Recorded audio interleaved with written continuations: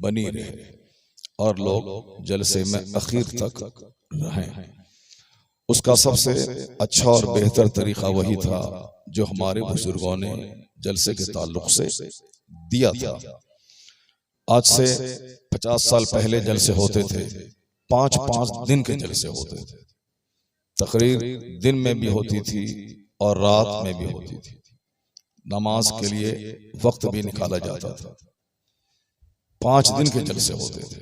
उस 5 दिन के जलसे में नात खानी शुरू में एक होती थी, एक कलाम पढ़ा जाता था 5 अशआर का, और फिर 2 घंटे 2.5 घंटे की तकरीर होती थी। उसके बाद फिर एक नात पढ़ी जाती थी 2-4 मिनट के लिए, फिर उसके बाद तकरीर होती थी। तो उससे क्या होता था कि आखिर तक लोग जलसे में बैठते थे और एक जलसे को सुन लेते थे तो 50 साल तक वो जलसा याद रहता था। अल्लामा अरशद क़ादरी अलैहि रहमा एक बार बिहार के शुमाली इलाके में गए थे। उनकी सिर्फ एक तकरीर हुई थी। मैंने अपनी जिंदगी में उनको पहली बार और एक बार ही उस इलाके में देखा, लेकिन आज तक सारा इलाका याद करता है कि किसी की तकरीर हुई थी। थका देने के बाद तकरीर सुनना बहुत मुश्किल काम है। नात खानी 1-1 घंटा हरगिज नहीं होनी चाहिए। नात खानी सिर्फ 5 मिनट के लिए, बाकी 1 घंटा तकरीर होनी चाहिए। फिर नात खानी 5 मिनट के लिए, वरना मालूम है क्या होगा? वही होगा आज से 10 साल के बाद कोई मुकर्रिर को नहीं बुलाया जाएगा। दीन लोग नहीं सीखेंगे, क्योंकि तकरीर में वाज है, नसीहत है, कुरान हदीस की बात है। ये करो, ये नहीं करो, ऐसे जियो, ऐसे मत जियो, लोग इसको सुनना ही नहीं चाहेंगे। नात शरीफ सुनने में चूंकि मजा मिलता है, उसमें ऐसा करने वैसा करने की कोई बात नहीं होती है। लोगों को सरकार की मोहब्बत और इश्क से कोई मतलब नहीं। लोगों को सिर्फ वक्ती दिलचस्पी चाहिए, जैसे डीजे बजना, म्यूजिक है, गाना है। उसी तरीके से लोगों ने नात शरीफ को अपनी दिलचस्पी और मजा लेने का एक जरिया समझ लिया। और उसके 10 साल के बाद क्या होगा कि बगैर म्यूजिक के नात भी नहीं सुनी जाएगी। उस वक्त में जो आजकल हमारे शोरा हैं, इनका भी नहीं चलेगा। उसके बाद फिर क्या होगा, सिर्फ कव्वाली का दौर आ जाएगा, यानी जहां हारमोनियम के साथ, तबला बाजा के साथ पाकिस्तान में उसकी शुरुआत हो चुकी है। और धीरे धीरे जो कि हमारे हिंदुस्तान के लोग नई चीज लॉन्च नहीं करते हैं, वो नकल करते हैं पाकिस्तान की। नात कैसे पढ़ें और उस नात को कितनी लंबी पढ़ें, एक नात में 10 नात लगा दें, ये सब कुछ हमारे हिंदुस्तान के लोग पाकिस्तान से सीखते हैं। हिंदुस्तान में जितनी किताबें छप रही हैं वो सारी किताबें पाकिस्तान की छप रही हैं। पाकिस्तान वाले उसको छापते हैं, लिखते हैं, फिर हिंदुस्तान वाले उसकी नकल करते हैं। तो हिंदुस्तान पाकिस्तान में इसकी शुरुआत हो चुकी है, यानी नात शरीफ भी बिल्कुल वो डीजे के अंदाज में पढ़ना, उसको वो लोग जिक्र का नाम देते हैं। एक आदमी अट्ठो अट्ठो करता है और उसके बाद फिर लोग नात सुनते हैं, फिर उसमें म्यूजिक डालता है और इस तरह माइक रहता है कि उसमें म्यूजिक की आवाज आती है। अगर कुरान हदीस की तालीम को जिंदा रखना, अगर उलमा के वकार को जिंदा रखना, सीरत कॉन्फ्रेंस को जिंदा रखना है, तो उसके लिए अभी से आने वाली नस्लों को आपको एक मैसेज देना है। उसकी शुरुआत अभी से करनी है कि जो जलसा 50 साल पहले होता था उसी जलसे की शुरुआत होनी चाहिए। यानी नात खानी सिर्फ 5 अशार, बस, इससे ज्यादा नहीं। उसके बाद 1 घंटा तकरीर होगी, फिर दूसरी नात होगी 5 अशार की, उसके बाद तकरीर होगी। अगर ऐसा आप नहीं करेंगे तो आने वाले दिन में जलसे में नाच गाना, जलसे का नामो निशान खत्म हो जाएगा। लोग कुरान ही नहीं सुनना चाहेंगे, लोग सिर्फ कव्वाली सुनेंगे, म्यूजिक सुनेंगे और औरत के साथ सुनेंगे। इसकी भी शुरुआत हो गई है। पहले पाकिस्तान में ऐसा होता था कि मर्द पढ़ रहे हैं, औरतें सामने बैठी हुई, और अब इंडिया में कोई कलवा नात पढ़ता है और औरत उधर बैठी हुई वो जो है वो जिक्र करती है। यानी अब सिर्फ यहाँ पे उसी तरह का ड्रामा होगा। अगर इल्मे दीन का अपमान होता रहा, इल्मे दीन की तौहीन होती रही, यानी बाजो नसीहत की तौहीन हुई और मेन चीज हो गई गाना बजाना, तो फिर औरतें भी बैठेंगी और मर्द भी बैठेंगे, और उसके 10 साल के बाद यह होगा कि मर्द औरत दोनों मिल के गाएंगे। जिस तरह अभी दो शायर गाते हैं, उसी तरह 10-20 साल के बाद मर्द और औरत दोनों मिल के गाएंगे। चूंकि नफ्स जब बेलगाम हो जाता है तो फिर वहां कोई शरई हद नहीं रहती है। जो जो नफ्स कहता है बंदा उस नफ्स की ख्वाहिशात की तकमील करता है। अल्लाह तबारक व तआला जलसे के तक़द्दुस को बहाल फरमाए, हम सबों को इस जलसे की कद्र और इज्जत करने की तौफीक अता फरमाए। अब सिर्फ मेरे पास 2 घंटे का टाइम था कि मैं बहुत खुश इस 2 घंटे में आप तक पहुंचा दूं। जो जानते हैं उसको दोबारा रिमाइंड कर दूं, जो नहीं जानते हैं उसको मैं बता दूं। लेकिन चूंकि अब वह 2 घंटे की बात सिर्फ 1 घंटे में करना होगा मुझको। अब मुझको 1 घंटे के बाद निकलना भी है अगले जलसे के लिए। अगर मैं नहीं निकला 1 घंटे के बाद तो अगला जलसा मैं शरीक नहीं हो पाऊंगा, क्योंकि है तो बहुत नजदीक ही, 1000 किलोमीटर नहीं है। अगर बंबई की जलसा होता तो आसान था, रांची जाता फ्लाइट पकड़ा चला जाता, मगर बिहार के देहात का जलसा है जहां मुझको 6 सवारी बदल के जाना पड़ेगा।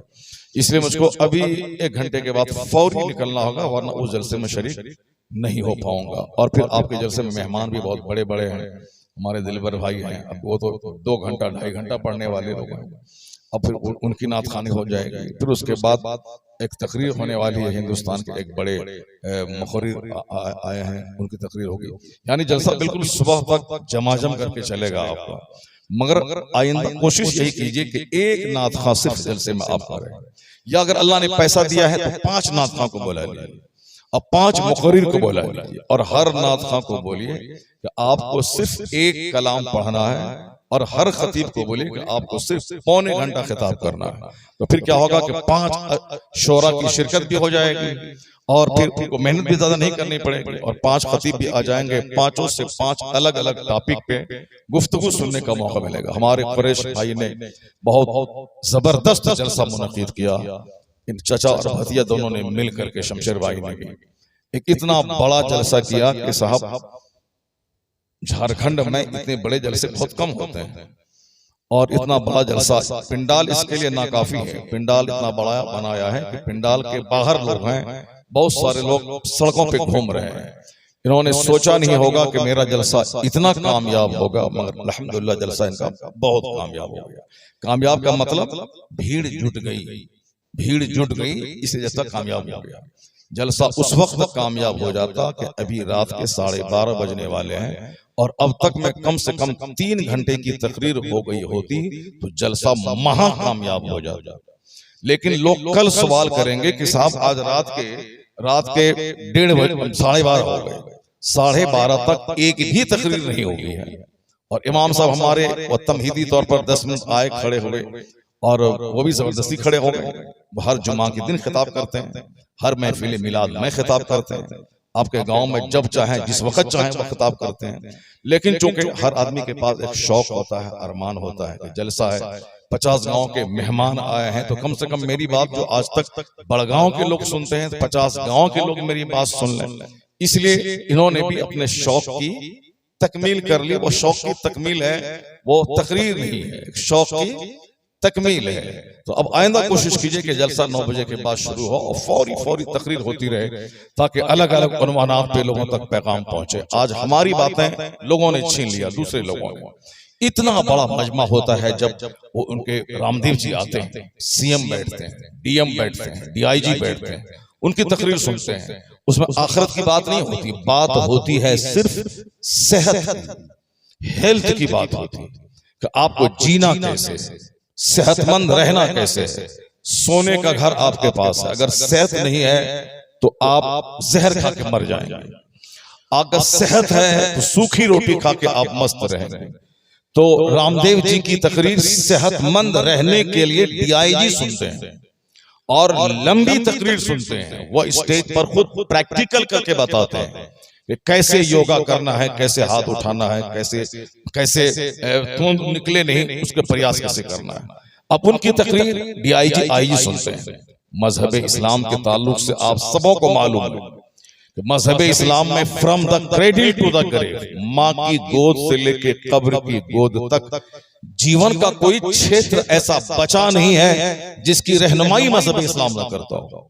दुनिया में जहां भी अच्छाइयां, चाहे सेहत हो, मईशत हो, माशियात हो, चाहे वालिदैन और औलाद के रिश्ते हो, चाहे बीवी और शौहर का रिश्ता हो, चाहे औलाद की तरबियत का सवाल हो, पड़ोसी से अच्छे सलूक का हो, चाहे सियासत हो, चाहे सुलह के टेबल पर बैठकर हो, चाहे वार हो, यानी जिंदगी में जिस से आदमी को साबिका पड़ता है, उसको कैसे कामयाबी से डील किया जाए, वह सारा तरीका मजहब इस्लाम बताता है।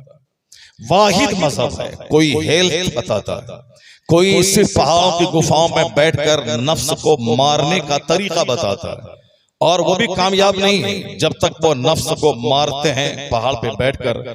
लेकिन जब वहां से उतर के नीचे आते हैं तो 99% आदमी भूखे शेर की तरह वह अपनी ख्वाहिशात की तकमील करते हुए ज़िना और दूसरी बदकारियों में मुलविस पाए जाते हैं।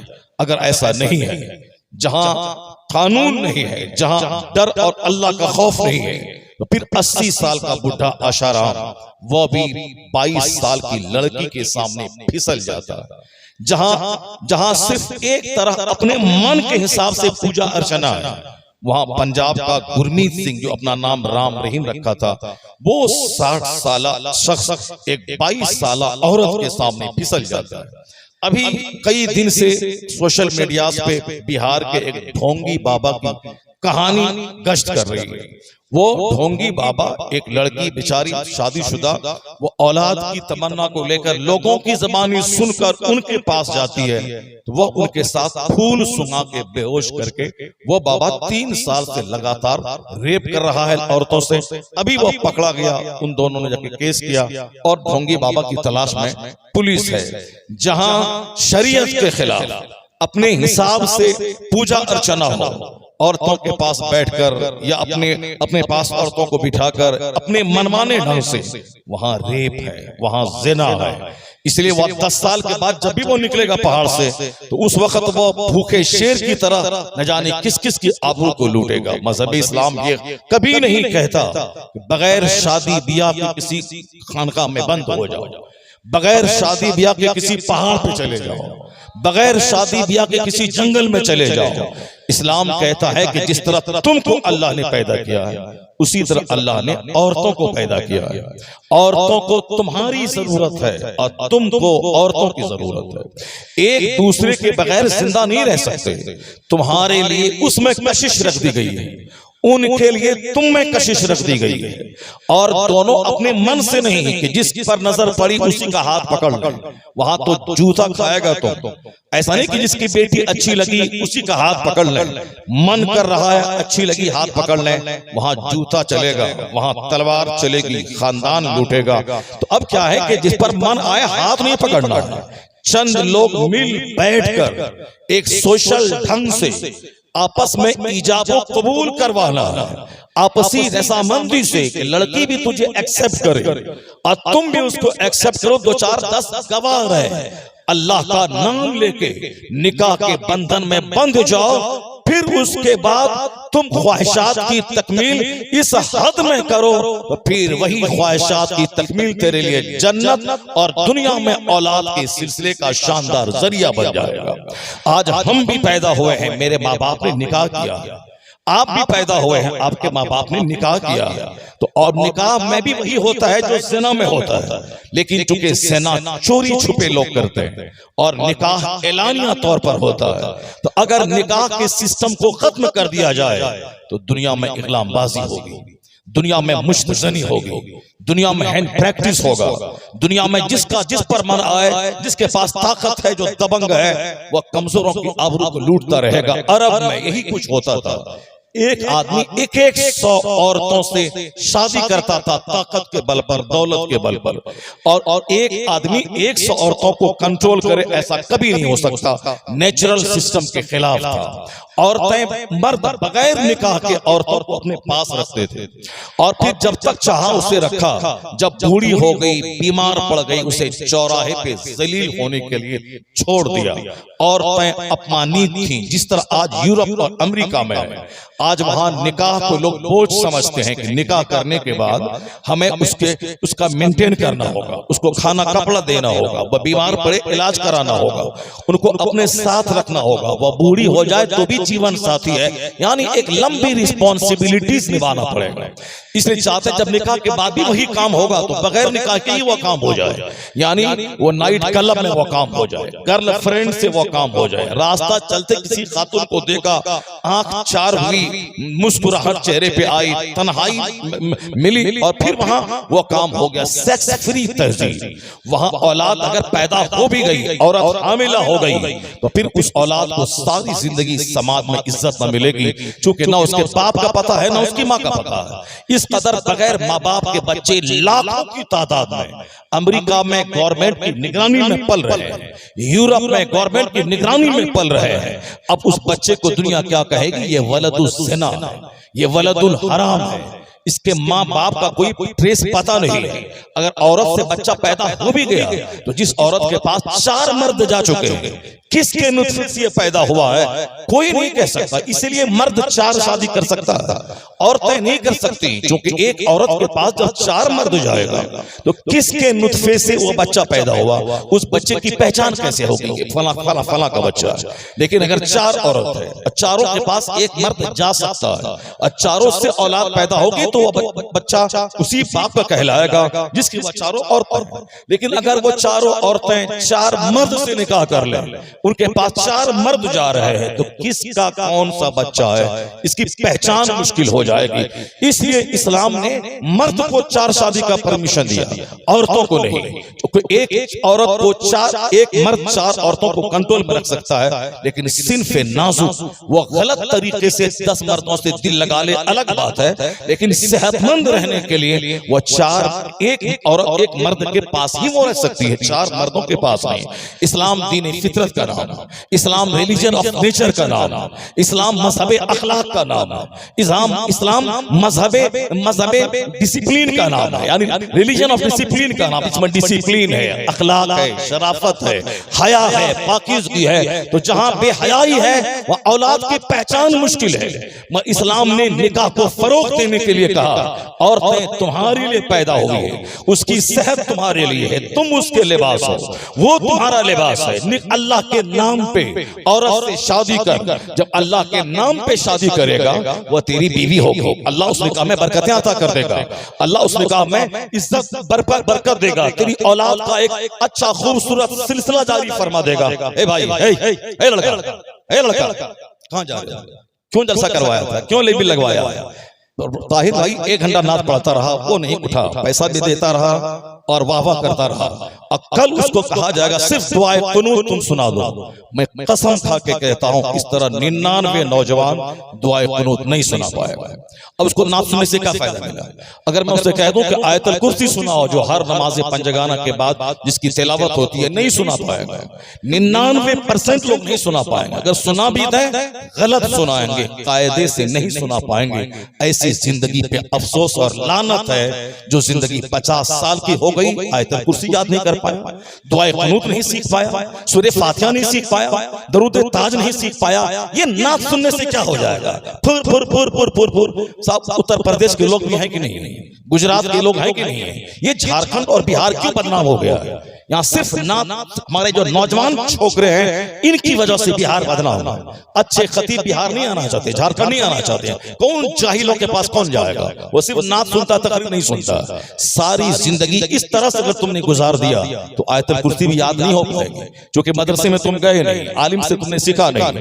अगर वजू में कितनी चीजें फर्ज हैं, सीने पे हाथ रख के बताओ। पैसा अल्लाह ने दिया है 2 लाख रुपए, तो फुर फुर करके उड़ा दिया और कल 1 रुपए की जरूरत होगी तो फिर मोहताज होगा, फिर कहां से लाएगा। इसलिए पैसा उस रास्ते में खर्च करो, उस तरह से खर्च करो जो रास्ता अल्लाह को पसंद है, जो रास्ता मुस्तफा को पसंद है। नुमाइश के लिए नहीं, दिखावे के लिए नहीं, बल्कि माल सिर्फ अल्लाह की खुशनुदी के लिए खर्च किया जाए। अल्लाह माल देना भी जानता है, अल्लाह माल लेना भी जानता है। अगर अल्लाह की मर्जी के खिलाफ माल कव्वाली में खर्च हुआ, अल्लाह की मर्जी के खिलाफ माल शादी ब्याह में डीजे में खर्च हुआ, अल्लाह की मर्जी के खिलाफ सिर्फ मुतालबे जहेज की तकमील में कार और बाइक देने में खर्च हुआ, तो अल्लाह ताला ताने ताने को तड़पा देगा। फिर भी मस्जिद के दरवाजे पे भीख मांगेगा तुम्हारा भाई कि बेटी की शादी है, 10 लोग बाराती आ रहे हैं, उनके खिलाने के लिए चावल दीजिए, खिलाने के लिए गोश्त दीजिए, खिलाने के लिए हमें दुल्हा को कपड़ा देने के लिए पैसा चाहिए। आप भीख मांगेंगे, लोग ज़कात आपको देंगे, क्योंकि आपने रस्म बना लिया है। शादी में आपने बाराती का खाना, लड़के को गाड़ी देना, डीजे बजाना, बिंजू बजाना, गाना बजाना, 10 आदमी का हाथ धोलाना, खिलाना, आपने उसको गैर जरूरी को जरूरी बना लिया। अल्लाह ने पैसा दिया तो आपने 100 को नहीं खिलाया, आपने 1000 को खिलाया, 10,000 को खिलाया, और आपने खाने को पानी की तरफ बर्बाद किया। और जो जिसमें 10 बेटी की शादी हो सकती थी, 1 बेटी की शादी आपने पानी की तरफ बहा दिया, या सोच कर कि मेरे पास माल है मैं खर्च किया हूं। वो आपको मालूम होगा कि 100 बीघा जमीन का जोतने वाला आज उसका बेटा दिल्ली में टेम्पू चला रहा है, आज उनका बेटा टोटो चला रहा है। जिनके पास 1000 बीघा जमीन थी, उसका बेटा दिल्ली में बंबई में हाजी अली के सामने चश्मा और बच्चों का खिलौना बेच रहा है। और जो उनके घर में गाय चराता था, वो आज बंबई जाके कॉन्ट्रैक्टर बन के वो अपने गांव में 10 करोड़ का मकान बना रहा है, 5 करोड़ की बिल्डिंग बना रहा है। कहां गई उसकी जमींदारी? तो पता चला वो अल्लाह है जो बंदों को आजमाने के लिए कभी जमींदारी देता है। अगर उसका गलत इस्तेमाल हुआ तो जमींदारी छीन कर उनके बच्चों को मजदूरी करवा देता है। अल्लाह सल्तनत भी देना जानता है, सल्तनत छीनना भी जानता है। कुलिल्लाहुम्मा मालिकल मुल्क तुतिल मुल्क मन तशा व तनज़िउल मुल्क मिम्मन तशा व तुइस्सु मन तशा व तुज़िल्लु मन तशा बियदिकल खैर इन्नका अला कुल्लि शैइन कदीर। सारे बादशाहों का बादशाह है वह खुदा, जिसे चाहता है हुकूमत देता है और जिससे चाहता है छीन लेता है, जिसे चाहता है इज्जत देता है, जिसे चाहता है जलील करता है। किसकी हुकूमत छीनता है? अल्लाह किसी को हुकूमत देता है, तुम इंसाफ करना, तुम मजलूमों को उसका हक दिलाना, तुम जालिमों के खिलाफ लड़ना, वहां अपनी लड़ने में बेइज्जती महसूस मत करना। अगर कोई जालिम तेरे घर में घुस के तेरी बहन बेटी की आबरू लूटे और वहां बोलो नहीं नहीं हम लड़ना नहीं चाहते हैं, लड़ना नहीं चाहिए, हम वार नहीं चाहते हैं, हम जंग नहीं चाहते हैं, वो हिजड़ा है, वो आदमी कहलाने का हकदार नहीं है। कि डकैत घर में घुसा, डकैती शुरू की और ये कहता है कि नहीं लड़ना नहीं चाहिए। एक आदमी घर में घुसा, उनकी बीवी से रेप करना चाहता है, ये बता नहीं लड़ना नहीं चाहिए, हम लड़ने में विश्वास नहीं करते हैं। सारी दुनिया उसको हिजड़ा, नामर्द, काहिन, आदमियत के नाम पे कलंक कहेगी। लेकिन जो अपनी बीवी के आबरू पे हमला होता हुआ देखे, उस जालिम का टेना तोड़ दे, उसकी गर्दन उतार दे, उस डकैत के खिलाफ लड़े।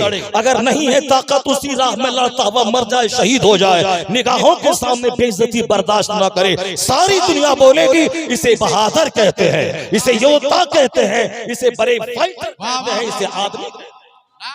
नारे तकबीर, नारे रिसालत, अज़मते वालिदैन का तरस, नारे तकबीर। सुभान अल्लाह, सुभान अल्लाह, बहुत अच्छा पैगाम हुजूर, माशाअल्लाह। एक बार दे दे उसको, बार-बार मत दे, एक बार देना हो तो दे, उसके बाद बार-बार मत दे। माशाअल्लाह, शायरों को देखे मैंने डांट पट की तो अबू बकर मौलाना को खुश करने के लिए चलो इनको रुपया दे दो, इनको नोट दे दो, ताकि ये भी खुश हो जाएगा और फिर उसको हमको बुरा नहीं बोलेगा। नहीं, ये काम जो है वो एक मोहब्बत की बात है, असल चीज है दिन की बात होनी चाहिए। मैं इशारे में एक बात मैंने आपसे कह दिया है, इसको हमेशा दिमाग में रखेंगे। इस्लाम उस जंग में यकीन करता है जो जंग अपने दिफा और डिफेंस के लिए हो। आबरू पे हमला, माल पे हमला, इज्जत पे हमला, समाज पे हमला। मेरा गांव है बड़गांव, 100 घर की आबादी है। अगर आसपास का कोई आदमी होंडा 50 मिल करके चाहे इस गांव पे अटैक कर दो, यहाँ की 10 खूबसूरत लड़की को उनके बाप से मैं छीन लो, उसको अपने पास में रख लो, उनकी जायदाद पे लो, उनके जवान बच्चों को कत्ल करो, उस वक्त आप क्या बोलेंगे? भाग जाएंगे गांव छोड़ करके? उस वक्त आप भागना बुज़दिली है, उस वक्त उस दुश्मन से लड़ना बहादुरी है, उसका डेना तोड़ना, उसके इरादे के नापाक इरादे को मिट्टी में मिला देना। तो फिर क्या होगी? जब तक ये गांव रहेगा आपकी बहादुरी की तारीख पढ़ता रहेगा। तो या तो हम अपनी आबरू बचाएंगे या आबरू बचाने की राह में अपनी जान दे देंगे। यही फॉर्मूला है। जब गांव की आबरू पे हमला हो तो उस वक्त वार को कोई बुरा नहीं समझता, जब औरत पर हमला हो उस वक्त जंग को कोई बुरा नहीं समझता, प्रॉपर्टी पे हमला हो उसके दिफा करने को कोई बुरा नहीं समझता। जब ईमान पे हमला हो, आप ईमान पे हमला हो, दीन पे हमला हो, मस्जिदों पे हमला हो, खानकाहों पे हमला हो, मदरसों पे हमला हो, इस्लामी शनाख्त पे हमला हो, उस वक्त कोई हिजड़ा ये ना बोले कि मैं जंग नहीं करता। उस वक्त बहादुर वो है या तो दुश्मन के इरादे को नाकाम बना दे या उसी राह में मर के अल्लाह के रूबरू पे चला जाए।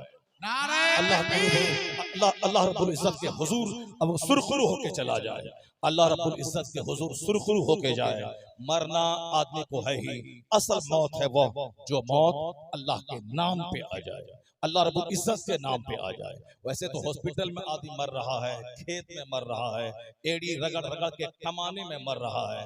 आदमी 24 घंटे हाय पैसा करता है, कोई गाड़ी चला रहा है, कोई फैक्ट्री चला रहा है, कोई खेती कर रहा है, मर रहा है। खेती में बहुत सारे लोग मरते हैं, ट्रेन एक्सीडेंट कर गई, मर गया, अक्सर लोग होते हैं। बाइक चलाया 100 की स्पीड में चलाया और कंट्रोल खो दिया, लाश के हजारों टुकड़े हो गए। बाइक से मरना सब मरता है, ट्रेन पलट गई, लोग मर गए, बहुत लोग मरते हैं। हल चलाते चलाते प्रेशर हाई हुआ, खेती में गिर गए, मर गए। इस तरह से सब लोग मरते हैं। मौत वो सबसे बेहतर मौत है जब मौत ही आनी है। क्यों कीचड़ की तरफ मरेगा आदमी? क्यों हॉस्पिटल में मरेगा? क्यों इधर उधर कप करते मरेगा? क्यों गुटखा खाते खाते मरेगा? क्यों झूठ बोलते बोलते मरेगा? मरेगा सजदा करते करते मर जाए, आजान देते देते मर जाए, कुरान पढ़ते पढ़ते मर जाए, दरूद पढ़ते पढ़ते मर जाए। मरना ही है, चाहे आज मरूं चाहे 50 साल के बाद। टीपू सुल्तान ने कहा था गीदड़ की जिंदगी 100 साल की उससे बेहतर है शेर की 1 दिन की जिंदगी। तो हौसला पैदा कर, शेर की तरह जिंदा रह। जब मरना ही है तो सजदा करते करते मर जा, आजान देते देते मर जा, नमाज पढ़ते पढ़ते मर जा। अगर ये जिंदगी मिल गई तो दुनिया में शहीद कहलाएगा। 1 करोड़ साल का सजदा एक तरफ, रब के नाम पे गर्दन का कटना एक तरफ।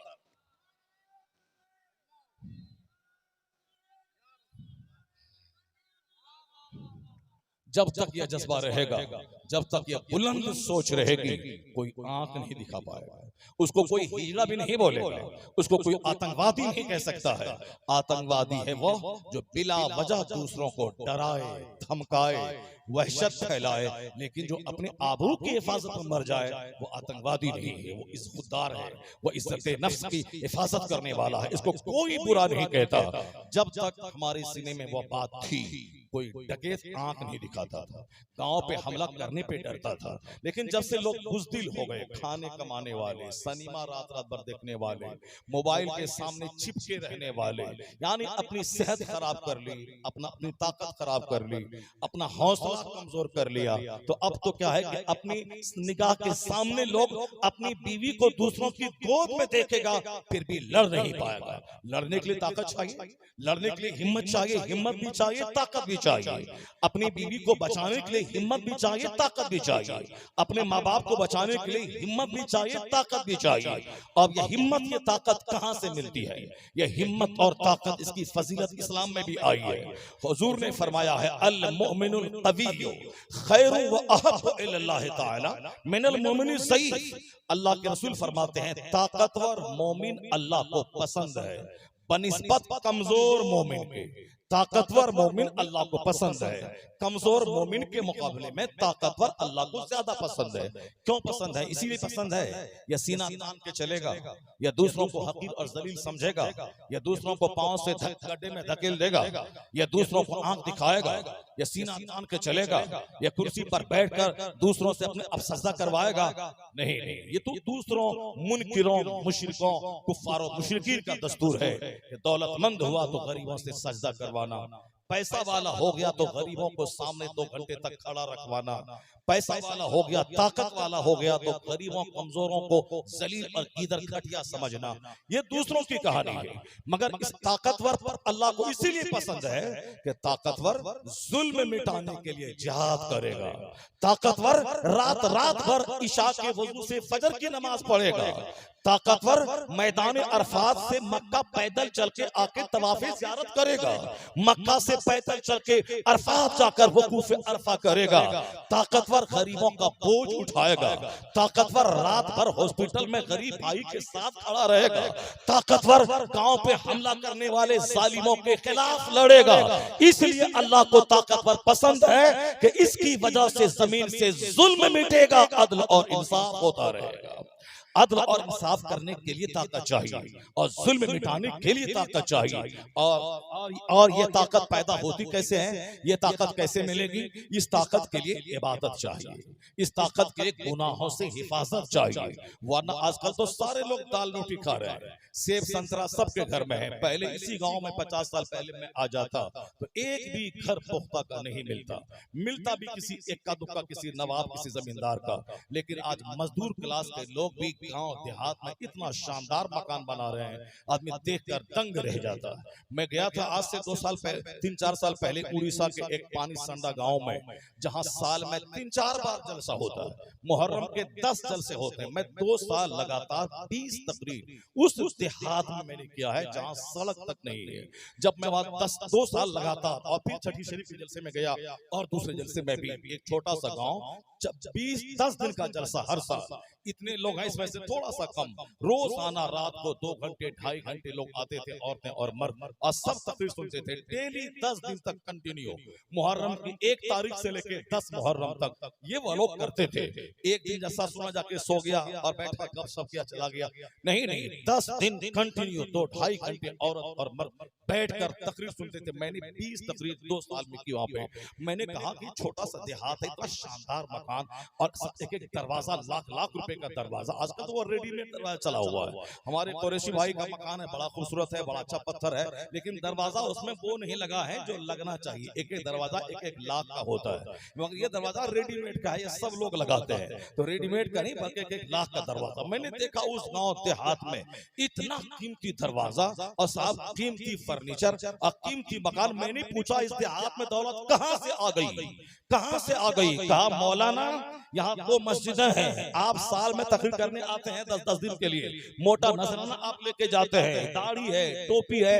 ये गांव चोरों का गांव था, हम लोग चोर थे, चोर। इस गांव से कोई गुजरता था तो पेट पालने के लिए दूसरों का माल लूट लेते थे। मछेरों का गांव, चोरों का गांव, न दीन था न दुनिया थी पास में। एक बार एक फकीर इस गांव में आया था, उस फकीर के सामने हमने दुआ की दरखास्त की थी, बाबा दुआ कर दें कि मजहबी हालत भी ठीक हो जाए और दुनियावी माली हालत भी ठीक हो जाए। उस फकीर ने हाथ उठा के दुआ की थी, ए अल्लाह इन लोगों की हालत दुरुस्त फरमा दे, इनको दीनदार बना दे, इनको मालदार बना दे। उस फकीर की क्या दुआ निकली। आलिमों की कद्र करना चाहिए, आने वाला कौन आलिम किस कद का होता है। इसी जलसे के बहाने 1 दर्जन नहीं सैकड़ों आलिम यहाँ जमा हो गए। अमेरिका में 5 जलसा में इतना आदमी नहीं आता जितना आपके स्टेज पर उलमा बैठे हुए हैं। इतना वहां के जलसे में 5 आदमी रहते हैं और हिंदुस्तान से मुखर जाके खिताब करके 4-5 लाख रुपए लेके आ जाते हैं। मजमा कितना था? 5-10 आदमी का था। अब वहां अमेरिका में तकरीर हो गई, वहां का 50 जलसा और यहाँ का 1 जलसा। तो आलिमों को जलसे के बहाने उनका कदम गांव में पड़ता है। उस आलिम नफरत की चीज नहीं, वह दुआ लेने की चीज है। उनसे गुफ्तगू भी सुनना है, उनका हाथ भी चूमना है, उनकी खिदमत भी करनी है। चूंकि अल्लामा रूम ने आज से 800 साल पहले कहा था, यक ज़माना सोहबत बा औलिया बेअजसद साला ताते बेरिया, थोड़ी देर किसी नेक लोगों के पास रह जाना 100 साल की रिया से खाली इबादत से बेहतर है। जब आलिमों का एहतराम था तो लोग उनसे दुआ लेते थे, और जब एहतराम नहीं रहा तो लोग हुटिंग करते हैं, लोग मजाक उड़ाते हैं। देखो मौलवी साहब का जूता कैसा है, ये देखो मौलवी साहब का कपड़ा कैसा है, ये मौलवी साहब चंदा मांगने के लिए आ गया, ये मौलवी साहब रमजान आया अब चंदा मांगने आ गया, बकरीद आया खाल मांगने आ गया। ये मौलवी का काम है मांगना, खाल मांगना, फितरा मांगना, ज़कात मांगना, चंदा मांगना, जलसा का चंदा, मस्जिद तामीर का चंदा, मदरसे का चंदा और मदरसा बच्चों को खिलाने का चंदा, यानी सिर्फ चंदा वाला ये मौलवी है। लोगों ने मुझको चंदा वाला समझा, ये नहीं समझा कि अगर मैं तेरे पास ज़कात कलेक्शन करने नहीं जाऊं तो तू ज़कात नहीं निकालेगा, तेरा सारा माल दुनिया में तबाह होगा, मरने के बाद वही माल गंजा सांप बनकर तुझको डसेगा। अगर मैं तेरे पास भीख मांगने नहीं जाऊं तो फितरा नहीं निकालेगा, रमजान का सारा रोजा तेरा मुअल्लक रहेगा। ये एहसान है मौलवी का, जो आपके पास जाके आपके माल को भी पाक करता है, आपके दिल को भी पाक करता है, आपकी सोच को भी पाक करता है, और फिर आपके माल के बढ़ाने का जरिया बन जाता है, और यतीम खाना चलाकर कुरान हदीस पढ़ने वालों की टीम तैयार करके दीन को जिंदगी अता करता है। और वरना ये बता दे कि कोई जलसा कोई एडवोकेट करता हो, कोई लॉयर करता हो, कोई साफ मिनिस्टर करता हो, नहीं नहीं, हर जलसे के पीछे कोई न कोई आलिम दीन होता है। आलिम दीन मजाज देता है, आलिम दीन उसको तैयार करता है, तब जाके एक आदमी पैसा खर्च करके जलसा कराता है। कोई एडवोकेट, कोई लॉयर, कोई साइंटिस्ट, कोई वकील और कोई डीएम, कोई सीएम नहीं बोलता जलसा कराओ। वो जब भी बोलेगा क्रिकेट का टूर्नामेंट करवा लो, फुटबॉल का टूर्नामेंट करवा लो, वो बोलेगा कि कव्वाली करवाओ, उससे जरा मजा मिल जाता है, रिलैक्स हो जाता है आदमी, एंजॉय करने के लिए कव्वाली करवा लो। तो डीएम, एसपी, सीएम, दारोगा, थानेदार, मिनिस्टर, मास्टर, ये सब दुनियावी महफिल का मशवरा देगा। ये आलिम की वजह से गांव गांव में जलसा, शहर में जलसा, बंबई में जलसा। आज से 100 साल पहले आला रुदल की कहानी होती थी, अकबर बिरबल की कहानी लोग सुनते थे, लोग गांव में 10 लोग जमा हो जाते, क्योंकि कहानी सुनना, 10 आदमी मिल बैठ करके एक कार्यक्रम करना, ये आदमी के नेचर में दाखिल है। जैसे दूसरे लोग भी करते हैं देखा देखी, 5 लोग बैठ गए, झाल बजाना शुरू किया, 50 लोग आ गए, कोई उपदेशक उपदेश दे रहा है। पहले तो वह लोग 72 घंटे का जग करता था, सिर्फ टनाटन करता था, लेकिन अब उनका शंकराचार्य आ रहा है, उनका रामदेव आ रहा है, उनका योगा मास्टर आ रहा है, उपदेशक आ रहा है, 5-5 घंटे तक भाषण दे रहा है, ऐसे खाइए, ये मत खाइए, वो मत खाइए। वो हमारी महफिलों को देख देख कर, वरना वो तो 72 घंटे का टनाटन करता था, वो हमसे सीख लिया, और अब हमने उनका टनाटन का अंदाज हमने अब अपना लिया। वो हमसे उपदेश सीखा, वो हमसे वाज सीखा, वो अपने आने वाली नस्लों को जीने का तरीका सिखाने के लिए वो अपने शंकराचार्य को बुलाता है, और हमसे वो सीख करके अब जिंदगी सीख रहा है, और अब हम उनका झाल ले रहे हैं, हम उनका टनाटन ले रहे हैं, हम उनका तमाशा तफरी ले रहे हैं। सच्ची तौबा कर, वरना वो हाल होगा कि कोई बात सुनने वाला ना होगा। उन्होंने मुझसे सीखा है। आज से 100 साल पहले मुस्लिम समाज में भी आला रुदल की कहानी होती थी, अकबर बिरबल का अफसाना होता था, लोग बैठकर झूठी कहानी, राजा की कहानी सुनाते थे। हम लोग भी बचपन में आज से 40-45 साल पहले राजा रानी की कहानी वाली महफिल में बैठे हैं गांव में, जब गांव के सारे लोग चौपाल में बैठ जाते और कोई आता एक ढोलक लेके राजा रानी की कहानी सुनाता। आदमी के नेचर में है 10 आदमी मिलके बैठना, कुछ कहानी सुनना, सुनाओ कोई कहानी ताकि दिल बहले, सुनाता था। लेकिन आज कोई अकबर बिरबल की कहानी पूरे झारखंड और बिहार में वो महफिल नहीं हो रही है, आला रुदल की कहानी वाली महफिल नहीं हो रही है। आज तीजा में भी जलसा, 40वां में भी जलसा, शादी में भी जलसा, निकाह के वक्त में जलसा, बागनी शरीफ में जलसा, 11वीं में जलसा। आज बच्चों की जबान पे बस्ती बस्ती करिया करिया का नारा, ताजुल शरिया का नारा, मसलक आला हजरत का नारा, मजहब इस्लाम का नारा, मजहब इस्लाम का नारा, सरकार गौसे आजम का नारा, मौला अली का नारा। ये बच्चा जो स्कूल में पढ़ता है, लेकिन एक दिन के जलसे में आकर वह इस्लाम जिंदाबाद के नारे लगाता है। आलिमों को देखकर, मजहबी रहनुमाओं का चेहरा देखकर अपने सीने को मुनव्वर करता है। ये जलसा किसने दिया? 40वां में जलसा, 20वां में जलसा, शादी में जलसा, बरसी में जलसा, उर्स में जलसा। ये एहसान एहसान इमाम अहमद रजा खां फाजले बरेलवी का है, और आला हजरत का मसलक गांव-गांव पहुंचाने वाले इन उलमा का है। आला हजरत ने मसलक दिया, इन उलमा ने गांव-गांव में फैलाया। आज बिदअत मिटी है, सुन्नतों का राज कायम। नारे तकबीर, नारे रिसालत, मसलके आला हजरत, फैज़ाने सरकारे आला हजरत, हजरत मुफ्ती शहरयार खान साहब किबला। ये आलिम नफरत की चीज नहीं है। हमारे गांव की जो मस्जिद थी, उस वो मस्जिद में ऊपर में शेड था।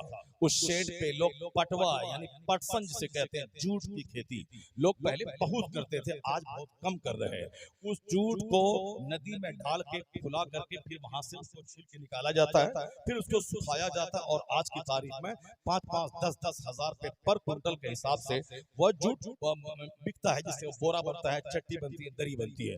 उसकी खेती हमारे इलाके में बहुत होती थी। मेरी मस्जिद में हालांकि वो उसका पानी बदबूदार होता है, नापाक होता है, महकता है, लेकिन गांव में जहालत की वजह से शैखी थी। अच्छा, उसने अपने जूट को सुखाया है मस्जिद के ऊपर में, हम भी सुखा के दिखला देंगे। यानी एक दिन में उसका काम खत्म हुआ, दूसरे दिन दूसरा चला गया, अब वहां डालने लगा। जबकि मस्जिद में चटाई होती थी, एक चटाई एक मस्जिद की दूसरी मस्जिद में नहीं जा सकती अगर वह स्पेशली उस मस्जिद के लिए चटाई को वक्फ किया है। यानी इस सड़क के इस किनारे एक मस्जिद है, सड़क के उस किनारे एक मस्जिद है, यहाँ 50 चटाई है, 4 चटाई काफी थी, 50 चटाई है। उस तरफ एक मस्जिद है जहाँ सिर्फ 2 चटाई है, उसको 10 चटाई की हाजत है। इस मस्जिद की चटाई वहां नहीं ले जा सकते, क्योंकि जिस मस्जिद में जो चीज वक्फ होती है वो उस मस्जिद की होती है, उसका इस्तेमाल दूसरे काम में नहीं हो सकता।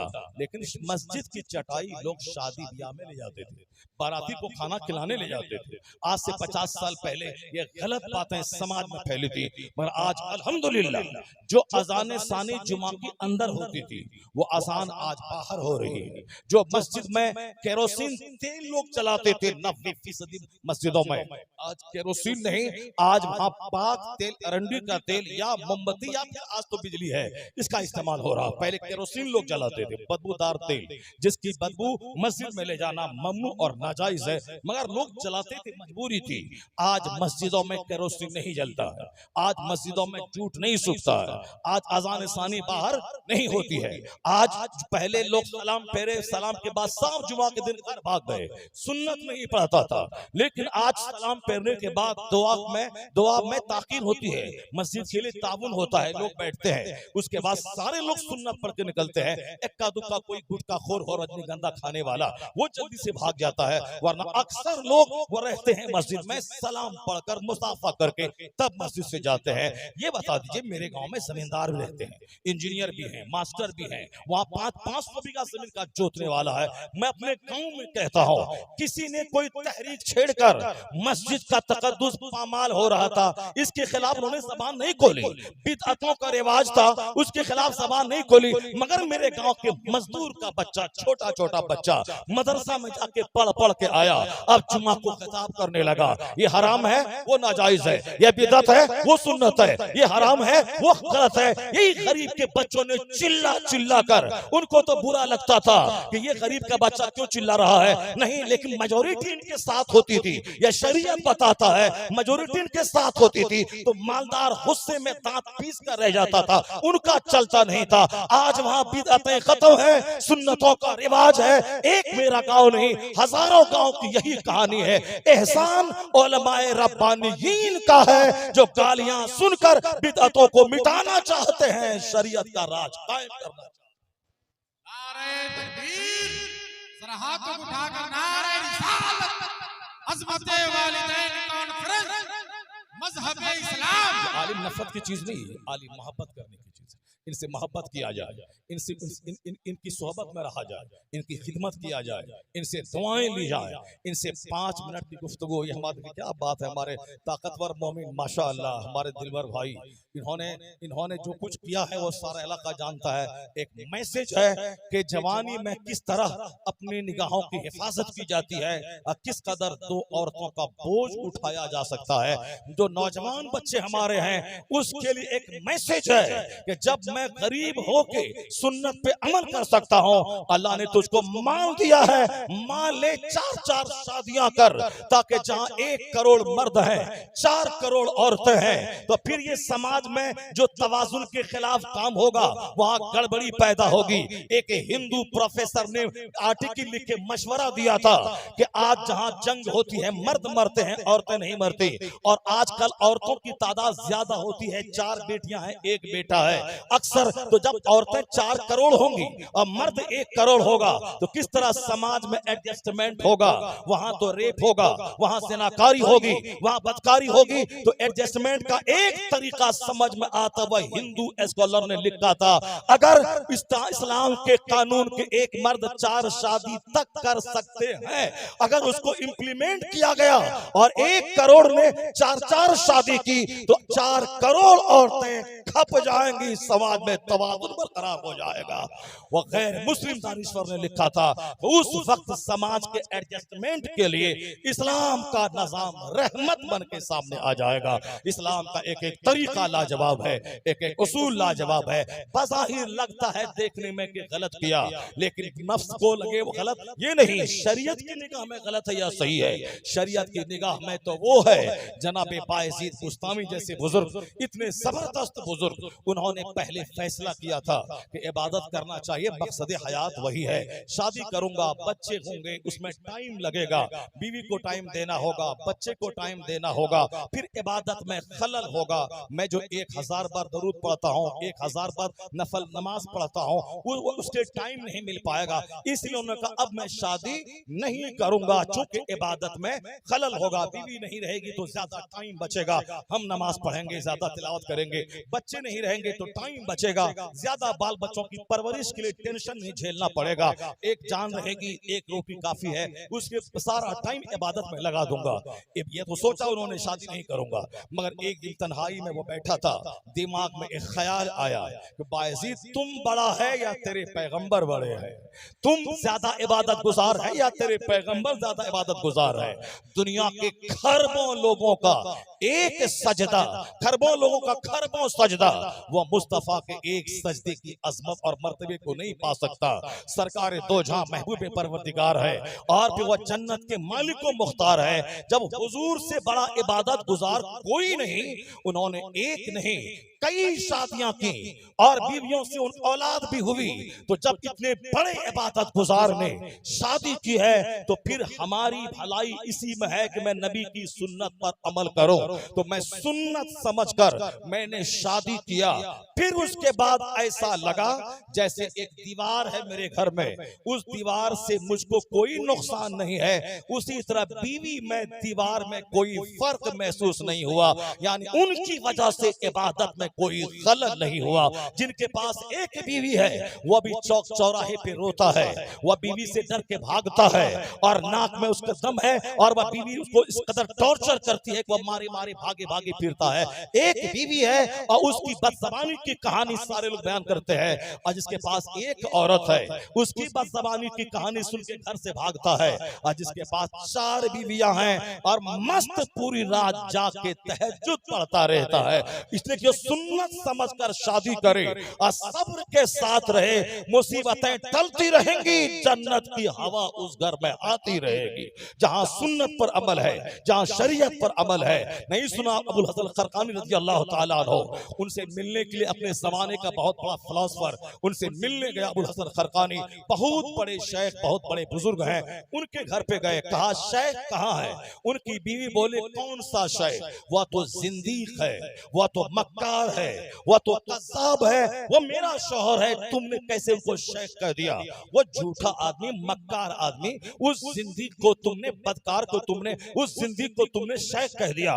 वह शेख है, वह मेरा शौहर है, वह लकड़ियां काटने जंगल गया है, शेख वह नहीं है।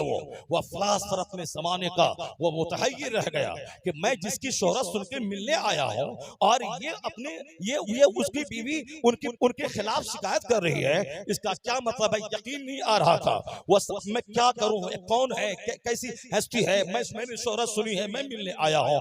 इसी ख्याल में वह जंगल की तरफ गया तो देखा कि अबुल हसन खरकानी जिनका मजार ईरान में है, अल्लाह पैसा दे तो ईरान और इराक जाइए। अबुल हसन खरकानी के मजार पे जो पत्थर है, आज भी ये रिवायत है कि जो पत्थर पे हाथ रख के दुआ करता है अल्लाह दुआ कबूल फरमाता है। यानी उनका मजार पाक मकाम मुस्तजाब है, दुआ कबूल होती है। मेरी भी तमन्ना है, एक बार वीजा लगा था 10 साल पहले, मगर पासपोर्ट में डैमेज होने की वजह से नहीं जा पाया। इंशाअल्लाह अल्लाह ने शाह तमन्ना है, साल 2 साल के अंदर जरूर जाऊंगा, जहां गौसे पाक की माँ का मजार है, जो माँ ऐसी लाजवाब माँ थी जिनके चेहरे पे अजनबी मर्द की नजर नहीं पड़ी, जिनके सर से आंचल कभी नहीं खिसका, जिनकी जबान, जिनका हाथ, जिनका चेहरा, जिनका सारा वजूद अजनबी मर्दों से सेफ था। जब लड़कियां तो आवारा फिरती है, चेहरा 10 मर्दों के सामने खोलती हैं, जब हाथ उनका गंदा होता है, शादी ब्याह में बेपर्दगी, जलसा में बेपर्दगी, अकीका खतना में बेपर्दगी, उर्स के मौके पे बेपर्दगी, यानी चेहरा जहां 10 मर्द के सामने खोला, उसका बच्चा बेहया पैदा होगा, उसके बच्चे की खमीर में बेहयाई दाखिल होगी। और आजकल बेहया बच्चों की तादाद बढ़ रही है। मस्जिदों में चिल्ला के बोलना, जलसा जुलूस में आलिमों के खिलाफ बयान देना, समाज के बड़ों के खिलाफ बयान देना, ये पहचान है कि हरामी बच्चों की तादाद में इजाफा हो रहा है। जब बड़ों का अदब खत्म हो जाए तो समझ लें कि वलदुल हराम बच्चों की तादाद बढ़ रही है। एक बार बहुत बड़े बुजुर्ग थे, इमाम आज़म हनीफा रज़ियल्लाहु तआला अन्हु, हम जैसे करोड़ों हनफियों के सरदार, उनके सामने बच्चा खेल रहा था, बच्चे का गेंद इमाम आज़म के सामने आया तो एक बच्चा सिमट गया, हया के मारे उधर चला गया, मैं कैसे गेंद को लाने जाऊं, वह गेंद तो इमाम के सामने है, हया के मारे नहीं आया, वह बच्चा उधर चला गया। एक बच्चा ढठाई के साथ आया और उसके बाद गेंद लेके वह चला गया। इमाम आज़म फरमाते हैं कि इनकी बेहयाई की वजह से पता चल रहा है कि ये बच्चा वलदुल हराम हो सकता है। यानी जो बच्चा इमाम के सामने नहीं आया, शर्म के मारे, हया के मारे आसपास इधर उधर मुंतशिर हो गया, और एक बच्चा ढठाई के साथ आया, गेंद लिया चला गया। आपने कहा कि लगता है कि इस बच्चे की खमीर में गड़बड़ी है, वलदुल हराम है। आपने एक शुबा का इजहार किया, क्योंकि इसकी बेहयाई बताती है ये वलदुल हराम है। आपने शुबा जाहिर किया, चांस के ऐसा हो सकता है। जब बाद में लोगों ने आपकी ज़बानी ऐसा सुना, उन्होंने पता चला कि वाकई वह बच्चा वलदुल हराम है। आज समाज में बेहया बच्चों की तादाद बढ़ रही है। इस बात की दलील है कि माँ से लग़्ज़िशें हो रही है, चेहरा खुल रहा है। शौहर सऊदी अरब में है, यहाँ गोवाले से, यहाँ ट्यूटर से, यहाँ हॉकर से, चादर बेचने वालों से, यहाँ पड़ोसी मर्दों से दिल लग रहा है। जिसको बोलते हैं कि फौजी फौज में है, अब पड़ोसी मौज में है। तुम पैसा कमाओ, तेरे पैसे से घर, तेरे पैसे से LED टीवी, तेरे पैसे से लिबास, तेरे पैसे से पर्स, तेरे पैसे से खाना पीना, दूध मछली गोश्त, और फिर मस्तियां दूसरा करे, ट्यूटर करे, ट्यूशन पढ़ाने वाला, और हॉकर करे, चादर बेचने वाला, ग्वाला करे। जब से मेरी माँ बहन औरतों से पर्दा खत्म हुआ, मेरे बच्चों की खमीर में शक पैदा होने लगा। मर्द वहां है और बच्चा उसका पैदा हुआ, उसे क्या खबर के क्या हो रहा है। अगर वलदुल हराम को रोकना है, या तो अपनी बीवी को अपने पास रख, या फिर तुम बीवी के पास रह, अपने घर में शरीयत का कानून नाफिज कर। उसे फजर के बाद उसे कुरान दे दे, 2 घंटा कुरान पढ़ना है। ज़ोहर के बाद, कैलुला के बाद उसे कीमियाए सआदत दे दे। असर से मगरिब के बीच में 1000 दरूद का उसे वजीफा दे दे। मगरिब के बाद सूरह यासीन, सूरह मुज़म्मिल, सूरह दुखान, सूरह मुल्क का वजीफा दे दे। उसको तिलावत से, इबादत से फुर्सत ना मिले कि दूसरों से दिल लगाए, वरना टेलीविजन देखेगी, कोई काम नहीं है, काम नौकरानी कर रही है, फिर क्या होगा। टेलीविजन में गरम मनाजिर है, पेट में गरम गज़ा है, हाथ में गरम मोबाइल है, और गरम मोबाइल है, गरम कहानी है। उस गर्मी को बुझाने के लिए गरम नौजवान भी मौजूद है। रहो तुम सऊदी अरब में ऊंट चराओ, रहो तुम पंजाब में नौकरी करो, और यहाँ तेरी आबरू खतरे में पड़ेगी। बच्चा वलदुल हराम पैदा होगा। आने वाले दिनों में न माँ का एहतराम, न बाप का एहतराम, न आलिम का एहतराम, न शेख का एहतराम। जब माँ सर से लेके पांव तक सेफ रहती है, उनका चेहरा शौहर के अलावा कोई नहीं देखा, उनका हाथ शौहर की अमानत है, उनका जिस्म शौहर की अमानत है, तो बच्चा फिर उनका बेहया नहीं, नहीं, बच्चा मुजद्दिद पैदा होता है, कुतुब पैदा होता है, अब्दाल पैदा होता है, नमाजी पैदा होता है, मुत्तकी पैदा होता है। जब माँ हो सर से लेके पांव तक गुनाहों से सेफ, और बाप हो रात भर इबादत करने वाला और दिन में जिहाद करने वाला, उसी का बेटा अब्दुल कादिर जीलानी पैदा होता है। जब बाप हो अली जैसा और माँ हो फातिमा जैसी, तो बेटा हसन और हुसैन पैदा होता है। जब बाप हो मुफ्ती नकी अली खां जैसा और माँ हो तहज्जुद गुजार, तो बेटा मुजद्दिद अहमद रजा खां पैदा होता है। जब बाप हो मुफस्सिर आज़म हिंद, 1 लाख मुरीदों की मौजूदगी में एक नजराना पर पलने वाला नहीं, मुरीदों को सिर्फ नजराना देने वाला, और माँ इसी लाजवाब के जेवरात को बंधक रखकर मंजर इस्लाम के मुदर्रिसिन की तनख्वाह दिलाने वाली, दादा हो हुज्जतुल इस्लाम, नाना हो मुफ्ती आज़म हिंद और माँ हो मुफ्ती आज़म हिंद की बेटी। जब माँ लाजवाब, बाप लाजवाब, उसी कोक का बच्चा अख्तर रजा का अज़हरी ताजुल शरीयत पैदा होता है।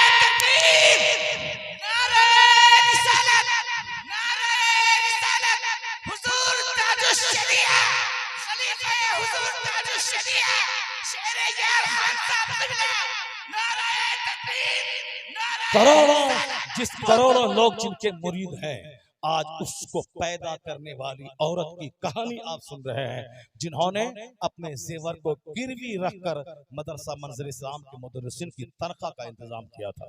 घर में फाका है मगर नमाज कज़ा नहीं हो रही है, घर में फाका है, तहज्जुद की नमाज नहीं छूट रही है।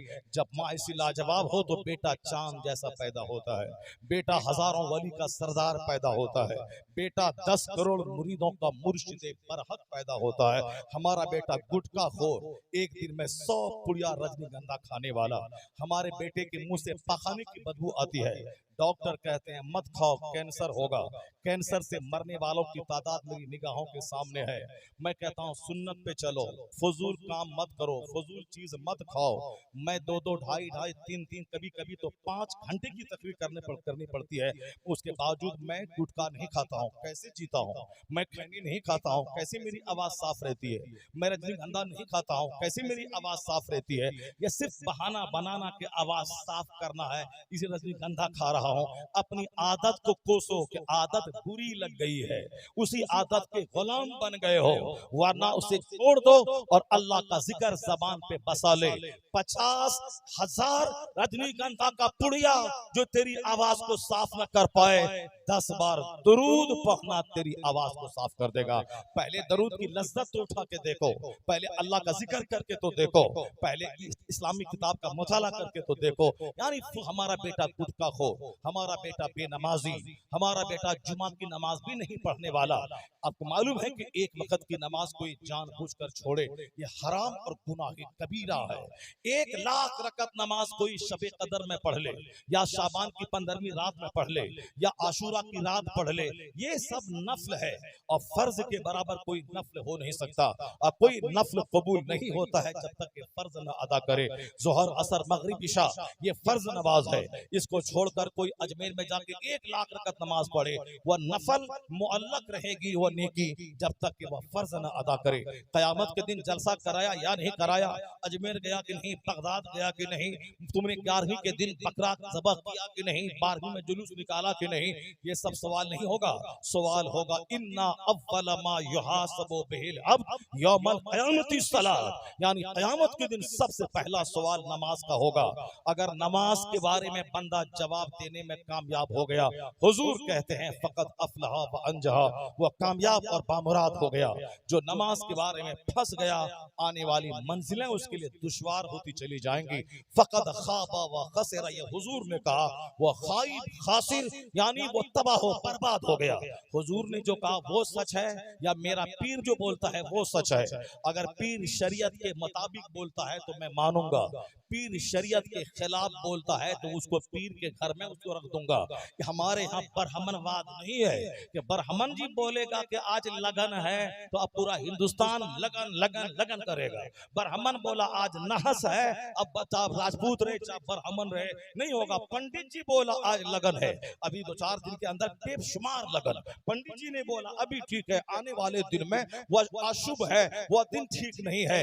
एक बार इसी तरह एक बरहमन की बीवी ब्राह्मण की बेटी जवान हुई, जवान बेटी की शादी के लिए कहा कि दूसरे पंडित जी के पास जाओ और पंडित जी से कहना कि कोई शुभ दिन बताइए ताकि बेटी की शादी हो, शादी में बरकत हो, कभी कोई दुख देखने को ना मिले, वरना गलत दिन में शादी हो गई तो फिर कुछ हो जाएगा बेटी को, तो मैं क्या करूंगा। कहा ठीक है, मैं जा रहा हूँ। पंजाब में बहुत बड़ा पंडित था, उसके पास वो गया। जब वहां गया देखा पंडित जी गंगा स्नान करने गए हैं। यहाँ देखा कि बहुत सारे लोग इंतजार में बैठे हैं और ये भी कल्लन भी गया था अपनी बीवी के कहने पर कि चलो हम अपनी जवान बेटी के लिए शुभ दिन पंडित जी से ले ले, कौन सा शुभ दिन होगा। जब वहां इंतजार करने लगा, सामने दो चार बच्चे खेल रहे थे, पंडित जी गंगा स्नान करने गए थे, बात होने लगी, दूसरों से कहा क्या बात है, ये छोटे छोटे बच्चे किसके? पंडित जी के। पंडित जी तो बूढ़े हैं। ये बच्चे कहा नहीं, ये बच्चे पंडित जी के नवासे हैं, ये नाती है, ये नदनी है।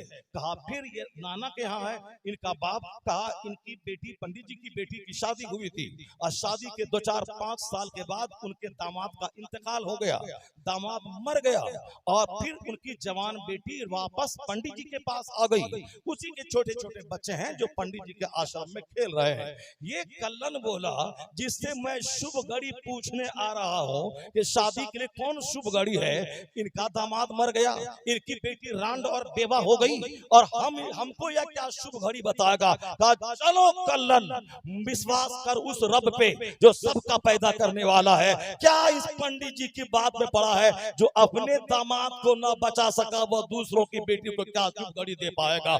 अल्लाह पर विश्वास करने वाला वो ढोंगियों की बात पे विश्वास नहीं करता।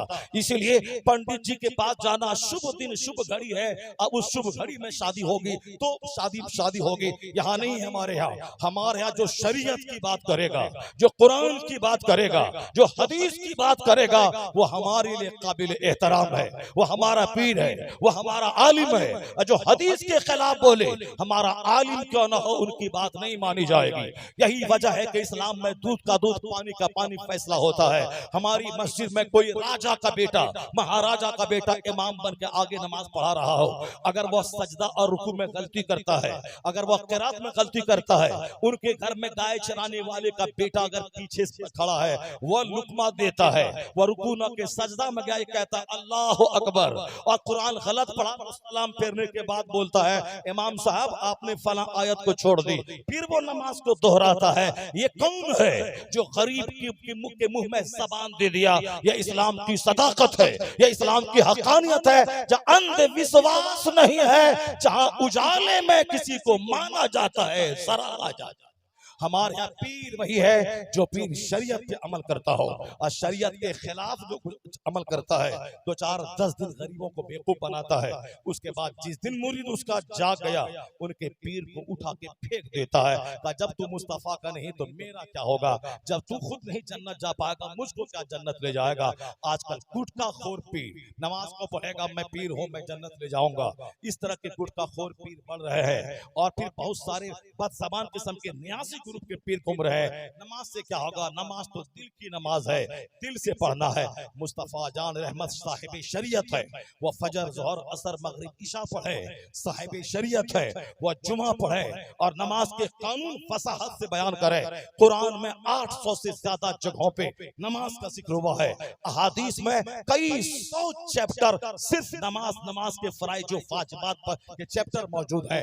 नमाज सबसे बड़ा फर्ज है, ज़कात सब पर फर्ज नहीं, हज सब पर फर्ज नहीं, नमाज सब पर फर्ज है। कपड़ा नहीं है तो नंगा पढ़े, गड्ढा खोद के पढ़े, अपने घर में पढ़े, खड़ा न हो सकता है तो बैठ के पढ़े, बैठ न सकता हो तो लेट के पढ़े, किसी सूरत में नमाज माफ नहीं है। बेनमाजी कभी पीर नहीं होगा, बेनमाजी कभी लायक एहतराम न होगा, बेनमाजी के चेहरे पे कभी नूर न होगा।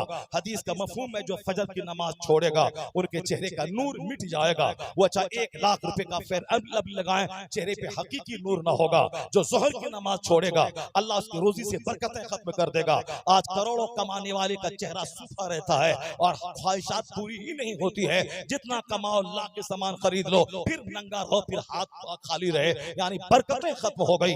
5000 कमाने वाला मस्त रहता था, 5 करोड़ कमाने के बाद ये भिखारी है और 50 लाख बैंक का कर्जा है, 50 लाख दूसरों का हाथ का कर्जा है, यानी कमाता जाता है कर्जा लेता जाता है, रोजी से बरकतें खत्म हो जाती है। फिर जब बरकत खत्म हुई तो मौलवी के पास दौड़ने लगा, आमिल के पास। मौलाना के पास जाएगा तो शरीयत बताएगा, लेकिन वो आमिल के पास गया जो दुआ तावीज करता है। और कोई आमिल ये नहीं बोलता कि तुझको कुछ नहीं है, जाओ तुम नमाज पढ़ो, वजीफा पढ़ो, ठीक हो जाएगा। नहीं, 100% आमिल ही बोलता है कोई कर दिया है, कोई जिन्नात का बसेड़ा है, तेरे घर में कोई जिन्नात आ गया है और फिर तुम्हारे सारे घर को मार देगा, 5 साल में सारा घर तेरा उजड़ जाएगा। ये बोलता है कि क्या करें बाबा?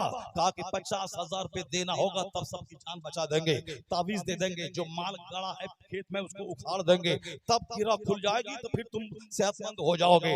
ये जो 5% मस्जिद में चंदा नहीं दिया, ये 50,000 रुपए कर्ज लाके आमिल को देता है और फिर वो आमिल झूठ का सहारा लेकर बोलता जाओ मैंने उखाड़ दिया रात ही में और तुम्हारा सब ठीक आजाद हो गया, अब नहीं मरेगा, अब तुम सब फ्री हो गए। यानी जैसा माल था उसी रास्ते में खर्चा हो गया, जैसी रूह वैसा फरिश्ता, जैसी कमाई वैसा खर्चा।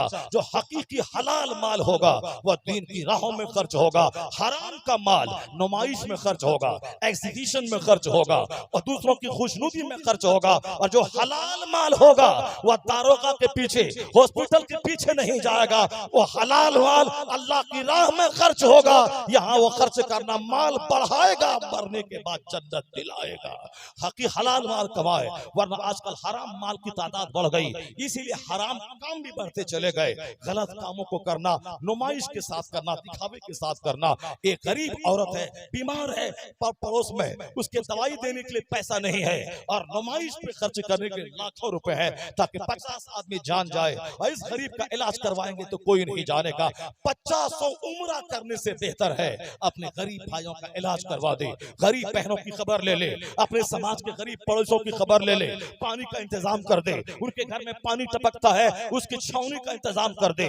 मालूम है तुम्हें, मस्जिद नबी में एक सहाबी एतकाफ में बैठे हैं, किसी कोई शख्स आया और कहा कि फला काम है आपसे मेरा काम कर दे, आप सिफारिश करेंगे काम हो जाएगा। वह मस्जिद से बाहर निकलने लगे। किसी ने कहा कि आप एतकाफ में बैठे हैं और गलती से भी कोई मस्जिद से बाहर एक कदम रख दे एतकाफ टूट जाएगा।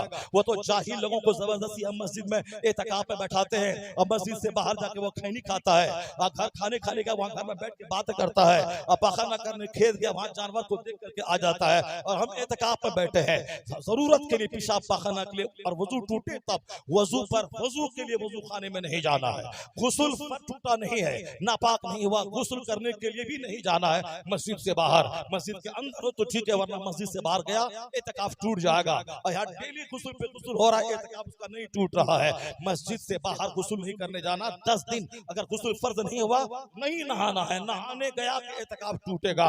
ये मसाइल है एतकाफ के, तब 2 हज और 2 उम्रा का सवाब मिलता है। वह सहाबी मस्जिद से बाहर कदम निकालने लगे। किसी ने कहा कि हुजूर मालूम है कि आप एतकाफ में बैठे हैं? कहा हाँ मैं एतकाफ में बैठा हूँ, ये मुझे मालूम है। मगर हुजूर की कब्र अनवर की तरफ इशारा करके कहा मैंने इस साहिबे कब्र से सुना है जो किसी मुसलमान भाई की हाजत पूरी करने के लिए उसके दर्द में काम आए, उसकी हाजत पूरी कर दे, 10 साल के एतकाफ का सवाब अल्लाह उसको अता फरमाता है। खुद परस्त 50 उम्रा पे उम्रा ठोकने वाला, नामो नमूद करने वाला, वह भूल जाता है कि रास्ते से कांटे हटाना कितनी बड़ी नेकी है। एक कुत्ते को एक फाहिशा औरत अपने जुराब और दुपट्टे से जोड़कर पानी निकाल के पिला दे तो बुखारी की हदीस में आया है कि हुजूर ने उसे बख्शिश की बशारत सुनाई, वह जन्नत में है। एक औरत जिन्होंने बिल्ली को बांध के रखा और वह बिल्ली मर गई, उसको खाना तक नहीं दिया, हुजूर कहते हैं कि वह औरत जहन्नमी है। इसी वजह से एक शख्स जिसको सरकार कहते हैं रई तो रजुलन यतकल्लबु फिल जन्ना, एक मर्द को मैंने जन्नत में देखा टहलते हुए। किस नेकी की बुनियाद पर? कताहा अन ज़हरी तरीक कानत तुज़िल मुस्लिमीन, यानी दरख्त की एक टहनी जो रास्ते की तरफ झुकी हुई थी, आने जाने वाले मुसलमानों को तकलीफ होती थी, उन्होंने उस तकलीफ दे टहनी को रास्ते से हटा दिया। हुजूर कहते हैं उस नेकी की वजह से उसको मैंने जन्नत में टहलते हुए देखा है। भाई को तड़पा के, रिश्तेदार को दुख दे करके, पड़ोसी से झगड़ा करके, यानी बद अखलाकी की कीचड़ में फंसा हुआ, ये समझता है कि मैं नेक हूं और मैं जन्नत चला जाऊंगा उम्रा पे उम्रा करने से। एक मुसलमान के काम कोई आ जाए, यानी उसके दर्द में खड़ा रहे, उसको मुस्कुराहट से उसका दिल बहला दे, उसका गम सुन के उनका गम हल्का कर दे। पैरवी है तो थानेदार में कोई दोस्त है वहां जाके पैरवी कर दे या फोन से कर दे। नहीं सुना तुमने गरीब नवाज अजमेर में है, एक मुरीद बोलता है बाबा बादशाह दिल्ली से मेरे इस खेत का काम है। वो उनके मुरीद का मुरीद था दिल्ली का बादशाह। गरीब नवाज एक खत लिख देते या इतना कह देते कि मोइनुद्दीन ने कहा है काम कर दो, वो मुरीद पोता मुरीद आपका काम कर देता। लेकिन गरीब नवाज 800 किलोमीटर दूर अजमेर से चल के आए दिल्ली, और बादशाह दिल्ली को जब पता चला वह तमाम अमलों समेत वज़रा समेत इस्तकबाल किया। कहा हुजूर कैसे ज़हमत फरमाई, पहले आते तो खबर करते थे, बगैर खबर के आप आ गए। हुजूर क़याम फरमाए, खिदमत का मौका दे, मैं आपके मुरीद का मैं गुलाम हूँ, उनका मुरीद हूँ। मुरीद अजमेरी कहते हैं कि मैं ठहरने नहीं आया हूँ, मैं वापस अभी अजमेर जा रहा हूँ। ये काश्तकार गरीब है, इनके खेत का मसला है, तुम इसको हल कर दो। कहा हुजूर मैंने हल कर दिया, इसका काम हो गया, अब आप ठहरे यहाँ मेरा मेहमान बने, मुझे खिदमत का मौका दे। मोइनुद्दीन अजमेरी कहते इसी काम के लिए मैं आया था, अब मैं लौट के फिर मैं अजमेर जा रहा हूँ। इतना कहा वापस अजमेर हुआ। आज 800 साल गुजर गए, मोइनुद्दीन लोग कम बोलते हैं, गरीब नवाज ज्यादा बोलते हैं। उन्होंने जो खिदमतें खल्क किया है वह गरीब नवाज का जुमला उसके नाम से चस्पा कर दिया है। जिन्होंने सारी जिंदगी में खिदमत की थी, अल्लाह ने वह मकाम दिया, अब कयामत तक अपनी कब्रों से गरीब नवाजी करते रहे। यानी गरीब नवाजी करना, दूसरों के दर्द में काम आना बहुत बड़ी नेकी है। जो अपने समधी से टेंशन करे, पड़ोसी से लड़ाई करे, रास्ते में कांटा गाड़ दे, रास्ते पे कीचड़ डाल दे, रास्ते पे केला का छिलका डाल दे और बोले मुझसे बड़ा मुसलमान कोई नहीं है। इस्लाम सरापा दीनी अखलाक का नाम है। परफेक्ट मोमिन वो है जिसका अखलाक ऊंचा हो, जिनके चेहरे पे गुस्सा न हो, मुस्कुराहट हो, जिनका हाथ दूसरों के काम करने के लिए लालायित रहता हो, जो दूसरों से गुलामी न करवाता हो बल्कि खुद दूसरों के काम करने के लिए हमेशा आगे रहता हो।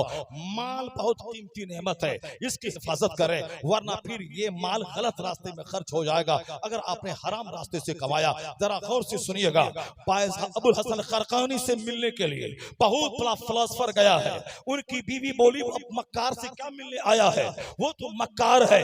जब वह फिलोसफर जंगल की तरफ गया, देखा बुजुर्ग अबुल हसन खरकानी वो आ रहे हैं लकड़ियां काट कर, शेर उनके आगे आगे जा रहा है, पीछे पीछे अबुल हसन जा रहे हैं, यानी शेर गुलामी कर रहा है। कहा हुजूर आपकी बीवी तो ऐसा कहती है। वो कहने लगे मैं उस बकरी का बोझ उठाता हूँ, औरत कमजोर है, औरत माँ बाप को छोड़ के आई है, वह कमजोर है, उसको बोलने की आदत ज्यादा है, उसको नाशुक्री की आदत ज्यादा है। जिस शौहर का खाना, जिस शौहर के घर में रहना, जिस शौहर के पैसे का पर्स, जिस शौहर के पैसे की घड़ी, जिस शौहर के पैसे का मेकअप, जिस शौहर के पैसे की चप्पल, जिस शौहर के पैसे का पर्स का पैसा, वो सब शौहर का है। और सबसे ज्यादा लड़ाई उसी शौहर से है।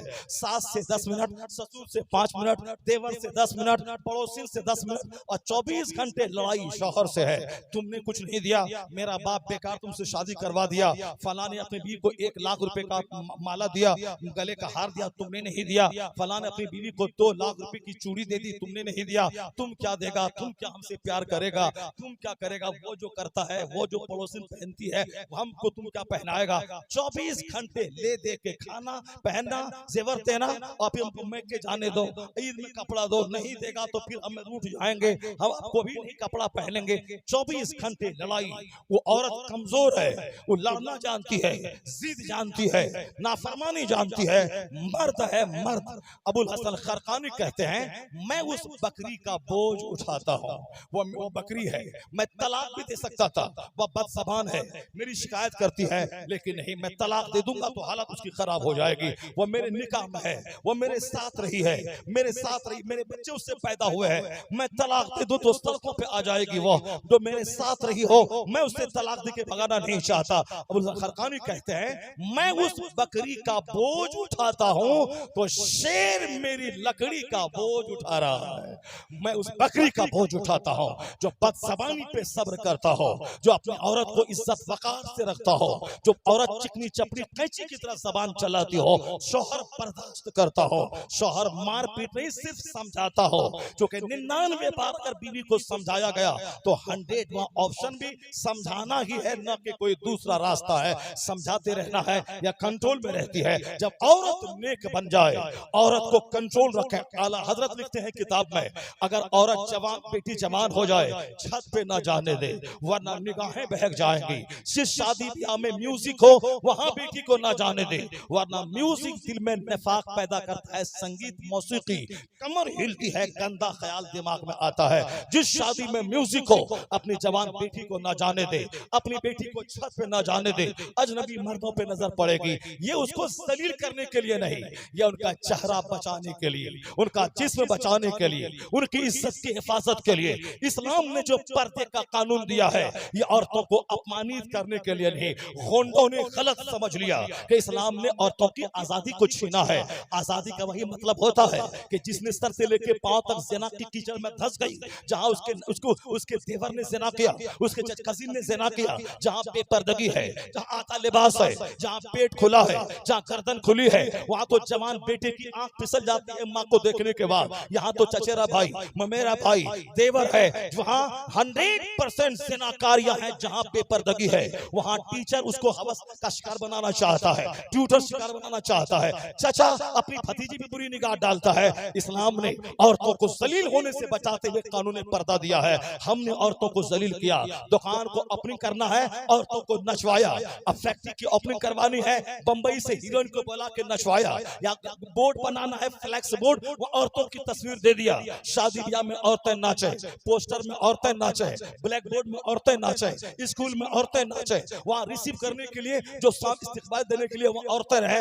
इन औरतों की इज्जत से मैंने खिलवाड़ किया। सिनेमा में नचवाया, टेलीविजन पे नचवाया और अपने फंक्शन में नचवाया। औरतें नाचने के लिए पैदा हुई है। जो औरत माँ है, जिनके पांव के नीचे जन्नत है, जिनका चेहरा देखना हज मबरूर का अज्र देता है, ये माँ है, ये बहन है, ये बेटी है, ये मेरी बीवी है, इसको हमने नचवाया। सिनेमा से लेके दुकान में बिठा के नचवाया। दुकान चलाना हो उनको नीम पर हना करके दुकान में बैठाया और हम हिजड़ा बन के घर में बैठे रहे, ताकि ग्राहक इसका चेहरा देखने के लिए वहां आएगा। वह 10 होंडा आएगा, रजनीगंधा खरीदेगा और 10 मिनट तक खड़ा रहेगा, निगाहें उस पर गाल के देखेगा। वह खूबसूरत है। अपनी बीवी का चेहरा बेचकर 10 रुपए कमाने वाला हिजड़ा, ये मशहूर है या फिर व्यापारी है, अपनी बीवी को तिजारत के लिए बिठा दिया है। दुनिया ने औरतों को जलील किया। वह कौन है जिसने औरतों को इज्जत के सम्मान के आसमान पे पहुंचा दिया? औरतों को बाप की प्रॉपर्टी में हिस्सा दिलाया इस्लाम ने।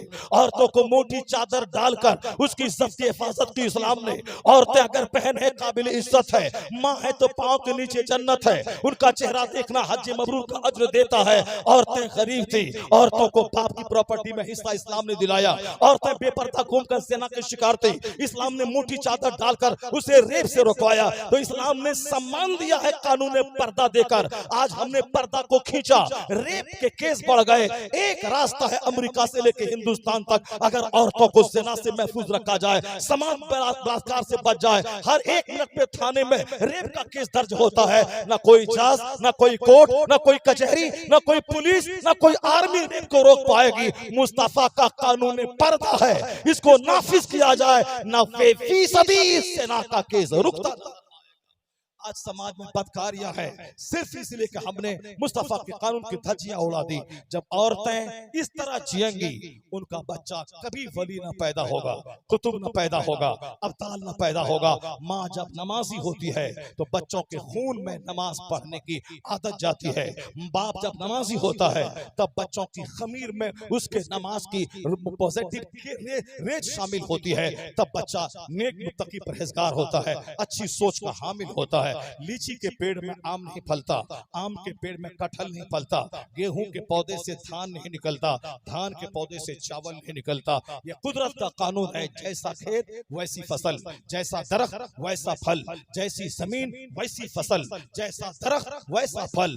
माँ बाप अगर लुच्चे लफंगे हैं, औलाद का लुच्चा होना तय है। माँ बाप शराबी हैं, बच्चों का महाशराबी होना तय है। अगर माँ 10 मर्दों से आंख मचोली करने वाली, उनकी लड़की का 100 मर्दों के साथ आंख मचोली करना तय है। चूंकि कानून कुदरत है, जैसा दरख्त वैसा फल, जैसी जमीन वैसी फसल। मैंने आपसे कहा, जब माँ हो सैयदा उम्मुल खैर फातिमा, जब बाप हो सैयद गयासुद्दीन और रात भर तहज्जुद पढ़ने वाली और अपने पेट से कलमा शरीफ की आवाज सुनने वाली, जब माँ लाजवाब बाप लाजवाब हो, तो मुबल्लिग आज़म हिंदुस्तान बेटा मोइनुद्दीन अजमेरी हसन संजरी पैदा होता है। जब बाप हो सैयद अहमद बुखारी और माहू सैयदा जुलेखा 80 साल की उम्र में भी उनके सर से आंचल नहीं खिसका, चेहरा अजनबी मर्द ने नहीं देखा। आज भी चीनी दरगाह दिल्ली में उनकी कब्र पे दुआएं कबूल होती है, जिन्होंने सारी जिंदगी इज्जत की हिफाजत की। मैं अपनी बेटियों से कहना चाहता हूँ, आज जो कुछ रहा साहब पर्दा था, वह पर्दा गरीबों में या मौलवी की बीवियों में चला गया। पैसे वालों की बेटियां चड्डी पहन रही है, नेकर पहन रही है। एयरपोर्ट पे जाके देखिए क्या हाल है। पहले लोग गरीब थे तो औरतों का लिबास मोटा था, ढीला ढाला था। जहाँ थोड़ा पैसा हुआ लिबास चुस्त हो गया, वह लेगिंग्स पे आ गई। जहाँ थोड़ा पैसा हुआ लेगिंग्स खत्म है, वह इसके नेकर पे आ गई। जहाँ थोड़ा पैसा और बढ़ा, मिनिस्टर की बेटी एयरपोर्ट पे चड्डी पहन के आ गई। पैसा बढ़ता है तो लिबास बढ़ना चाहिए, या पैसा बढ़ता है तो मर्द का लिबास तो बढ़ जाता है। या 3 पीस वाला कपड़ा पहनता, पैंट शर्ट पहनता है, शूज पहनता है, सॉक्स पहनता है, अंदर में बंडी है। मगर ये औरतें हैं, पैसा बढ़ता जाता है, लिबास घटता चला जाता है। अपमानित किया समाज ने तुझको। या मौलवी की बीवियों के सर पे दुपट्टा है, यहाँ निकाब है, यहाँ हिजाब है। हमारी बेटियां 90% बेहिजाब स्कूल जाती है, कॉलेज जाती है। एक बेटी निकाब पहन के गई, स्कूल की इंतजामिया ने कहा कि नहीं नहीं, जब तुम्हारी सारी बहनें बगैर निकाब के आ रही है तो तुम क्यों चोटल और भूतनी बनने के लिए अपने सर पे चादर और नाक पर नोजपीस डाल के आ रही है? तुम भी उसकी तरह आओ। ये एक है, और वहां तुम्हारी 99% बहनें वो सब बगैर हिजाब के आ रही है। जब वो चिल्लाया, हिजाब के खिलाफ बोला है, तो हमारे उलमा अब आ गए वजद में। नेता की ज़बान का तेवर गज़बनाक हो गया। चिल्लाओ मत, बकवास मत करो, ये मेरी वजह से उनके मुंह में जबान आई है।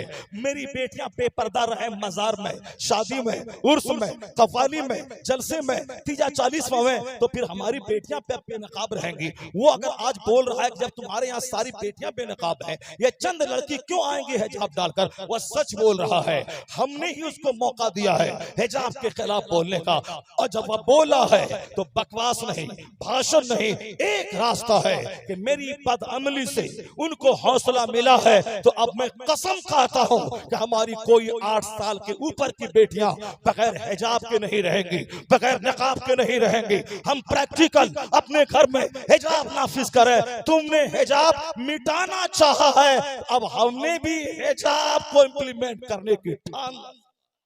जिस दिन हमने ऐसा किया, जिस दिन हमारा उसूल ये बन गया, ठीक उसी दिन आज हमारी मस्जिद में माइक पे अजान हो रही है, और अजान हो रही 199 आदमी घर में सोया रहता है। सिर्फ एक बुढ़ा जो 25 साल से गांव की आबरू बचाता है, वही मस्जिद जाता है। इमाम साहब मोहसिन साहब हैं, या 199 लोग, 95 लोग जो घर में सोए हैं, उसके लिए अजान माइक पे क्यों दिए जाए? माइक पे अजान क्यों होगी? उसको सारे गाँव वालों की नींद क्यों खराब की जाएगी? यहाँ हमने ही उनको हौसला दिया कि वो आसान और लाउड स्पीकर के खिलाफ बोल रहा है। जब उसने लाउड स्पीकर के खिलाफ बोलना शुरू किया, तो तुम भी कसम खा ले, अब हम भी आजान सुन के नमाज पढ़ने की ठान लिया है। जिस दिन मस्जिद आबाद हुई, आजान सुनने के बाद मस्जिद आते जाते रहे, उस दिन कोई बदज़बानी नहीं करेगा। अल्लाह रब्बुल इज्जत काफिरों के दिल में तेरी हैबत और इज्जत डाल देगा। ये नमाज जब मस्जिद तू आबाद करेगा, ये नमाज यहाँ इज्जत दिलाएगी, काफिरों के दिल में हैबत डालेगी, और यही नमाज चेहरे पे नूर देगी। हम मरने के बाद मुस्तफा के पड़ोस में जन्नत में दाखिला अता करेगी। हमने उसको मौका दिया है। नमाज अजान है नमाजी को बुलाने के लिए, ना कि कोई कौमी सरगर्मी के लिए। हम ऐसा नहीं सहेंगे। अल्लाह के नजदीक तो तुम्हारी कोई हैसियत नहीं है। तुमने अल्लाह रब्बुल इज्जत की शरीयत को, अल्लाह के कलाम को तुमने तोड़ा। ना नमाज का, ना रोजे का, ना हज, ना ज़कात का, और ना मुस्तफा की शरीयत और सुन्नत का। सारा काम काफिरों जैसा, घर का पर्दा, घर का अकीका, घर की शादी, घर का फंक्शन, सब में उरियानियत और बेहयाई, नमाज नाम की कोई चीज नहीं। ऐसा लगता है कि काफिर में मोमिन में कोई फर्क ही नहीं है। हमने खुदा के गज़ब को दावत दी, हमने मुस्तफा की नाराजगी को दावत दी। इसीलिए काफिर के दिल में जो मेरा हौसला, जो मेरा जो दबदबा था, जो उनके दिल में मेरे ताल्लुक से जो वकार था, वो हैबत खत्म हो गई। हम सलील और रुस्वा हो गए। इज्जत का एक ही रास्ता है, है मुस्तफा बरसा खिशरा के दीन हमाउस अगर पाऊं न रसीदी तमाम बुलाबियस अपने आप को नबी के कदमों में डाल दे, नबी की शरीयत और सुन्नत पे अमल करना शुरू कर दे, यहाँ इज्जत मिलेगी, यहाँ सेहत मिलेगी, मरने के बाद अल्लाह ताला मुस्तफा की शफाअत से तुम्हें जन्नतुल फिरदौस में जगह अता फरमाएगा। इससे हटकर कोई रास्ता नहीं है। 2-4 दिन की चांदनी चांदनी नहीं है। पैसा आज है कल खत्म हो जाएगा, सेहत आज है कल लुट जाएगी। असल में है खुदा की रजा, असल में है मुस्तफा की सुन्नत पे अमल।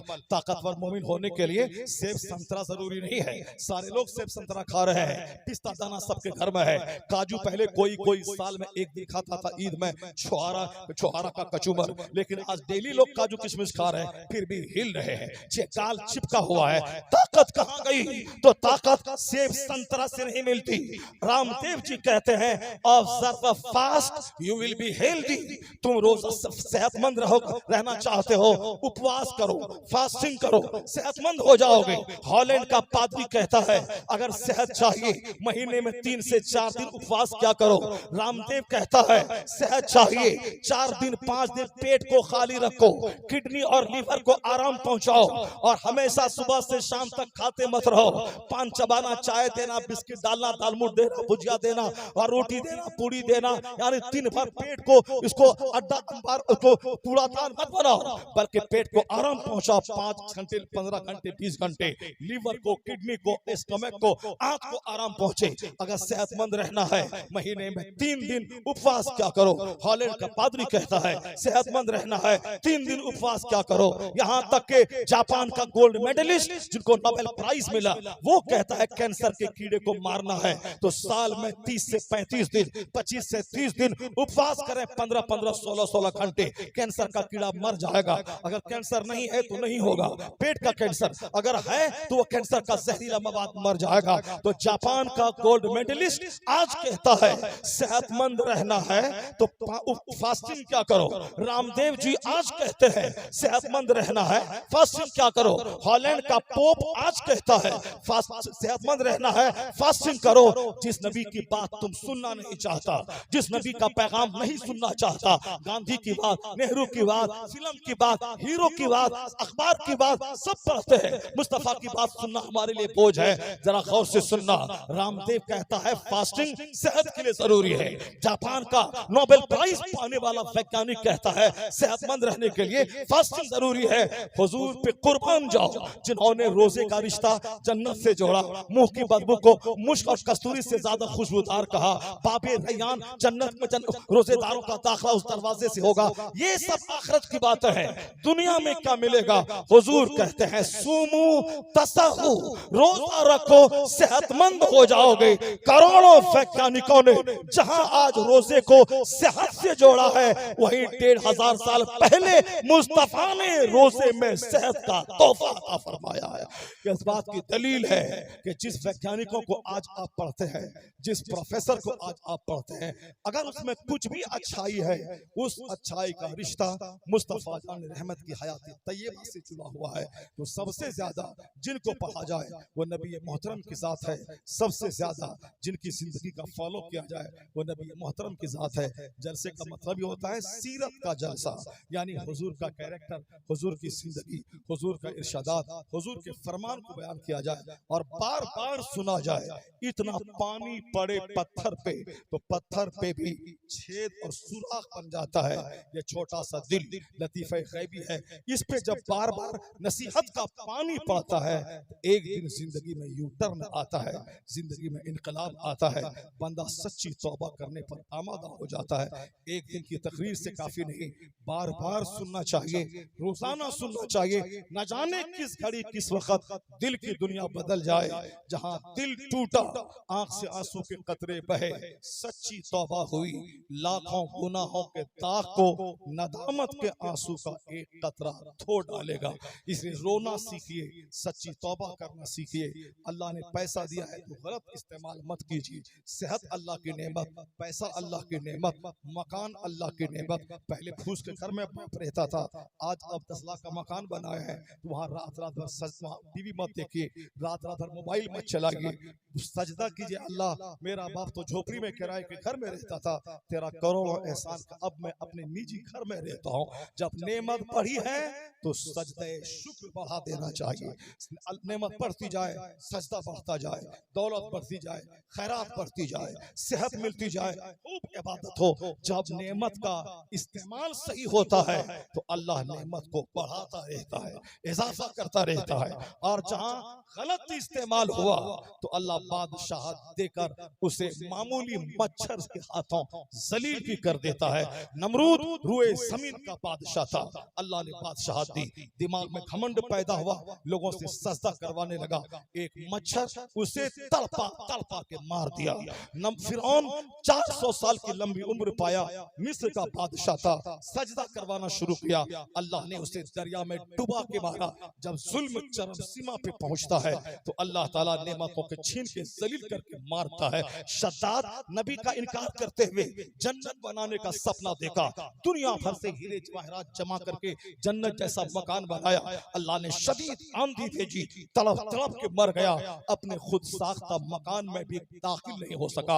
अबू जहल को अपनी सरदारी पे घमंड था कि मक्का के निहत्थे इन लोगों को 1 सेकंड में मार देंगे, मगर 1 घंटे में मदीना के मुजाहिद ने वो रंग दिखलाया।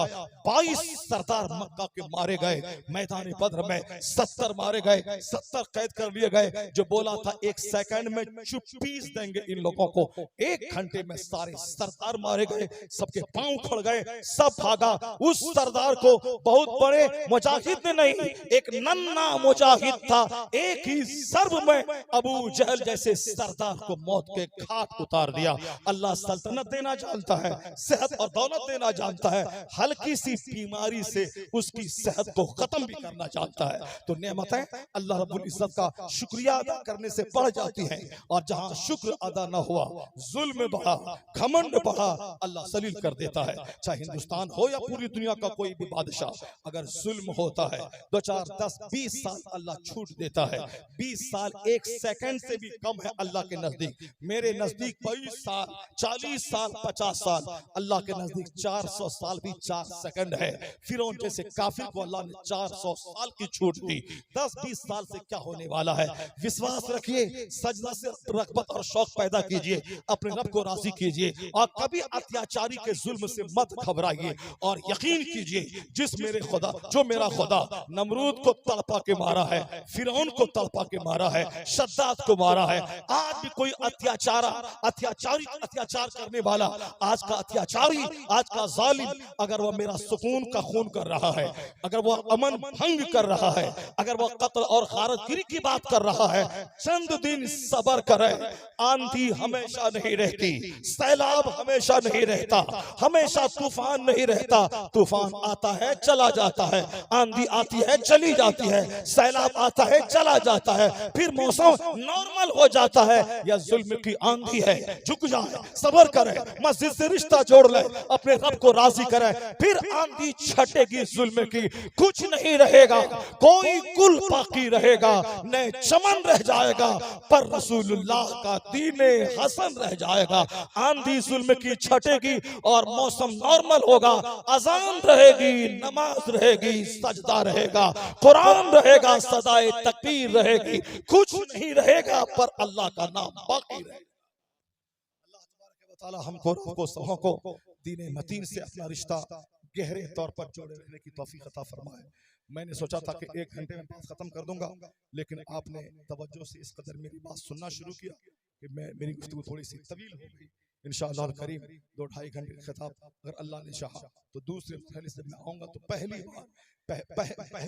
नशिस्त में, यानी 10 से लेके 12 2 घंटे का खिताब जी भर के सुन लें, फिर उसके बाद नात सुने, उसके बाद फिर आप नात सुने, इनको भगाएं, अल्लाह रसूल का जिक्र मंजूम शक्ल में भी आप सुने, मगर पहले कुरान हदीस बुजुर्गान की जिंदगी को समाप्त करें। ये बिल्कुल मामूल वाले जलसा करवाने वाले हमारे सारे उलमा किराम से गुजारिश है, वो पहली नशिस्त में 12 बजे से पहले नात खानी बिल्कुल बंद करवा दें।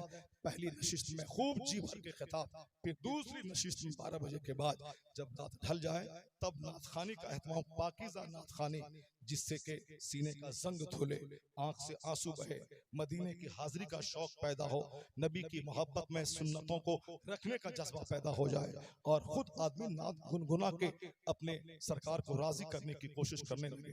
न कि वक्ती तौर पर गुटखा खाते हुए नात सुना और जब यहाँ से निकले तो बिल्कुल वैसे ही नंगा रहा, न सोच बदली, न समझ बदली, न हालात बदले, न चेहरा बदला, न लिबास बदला।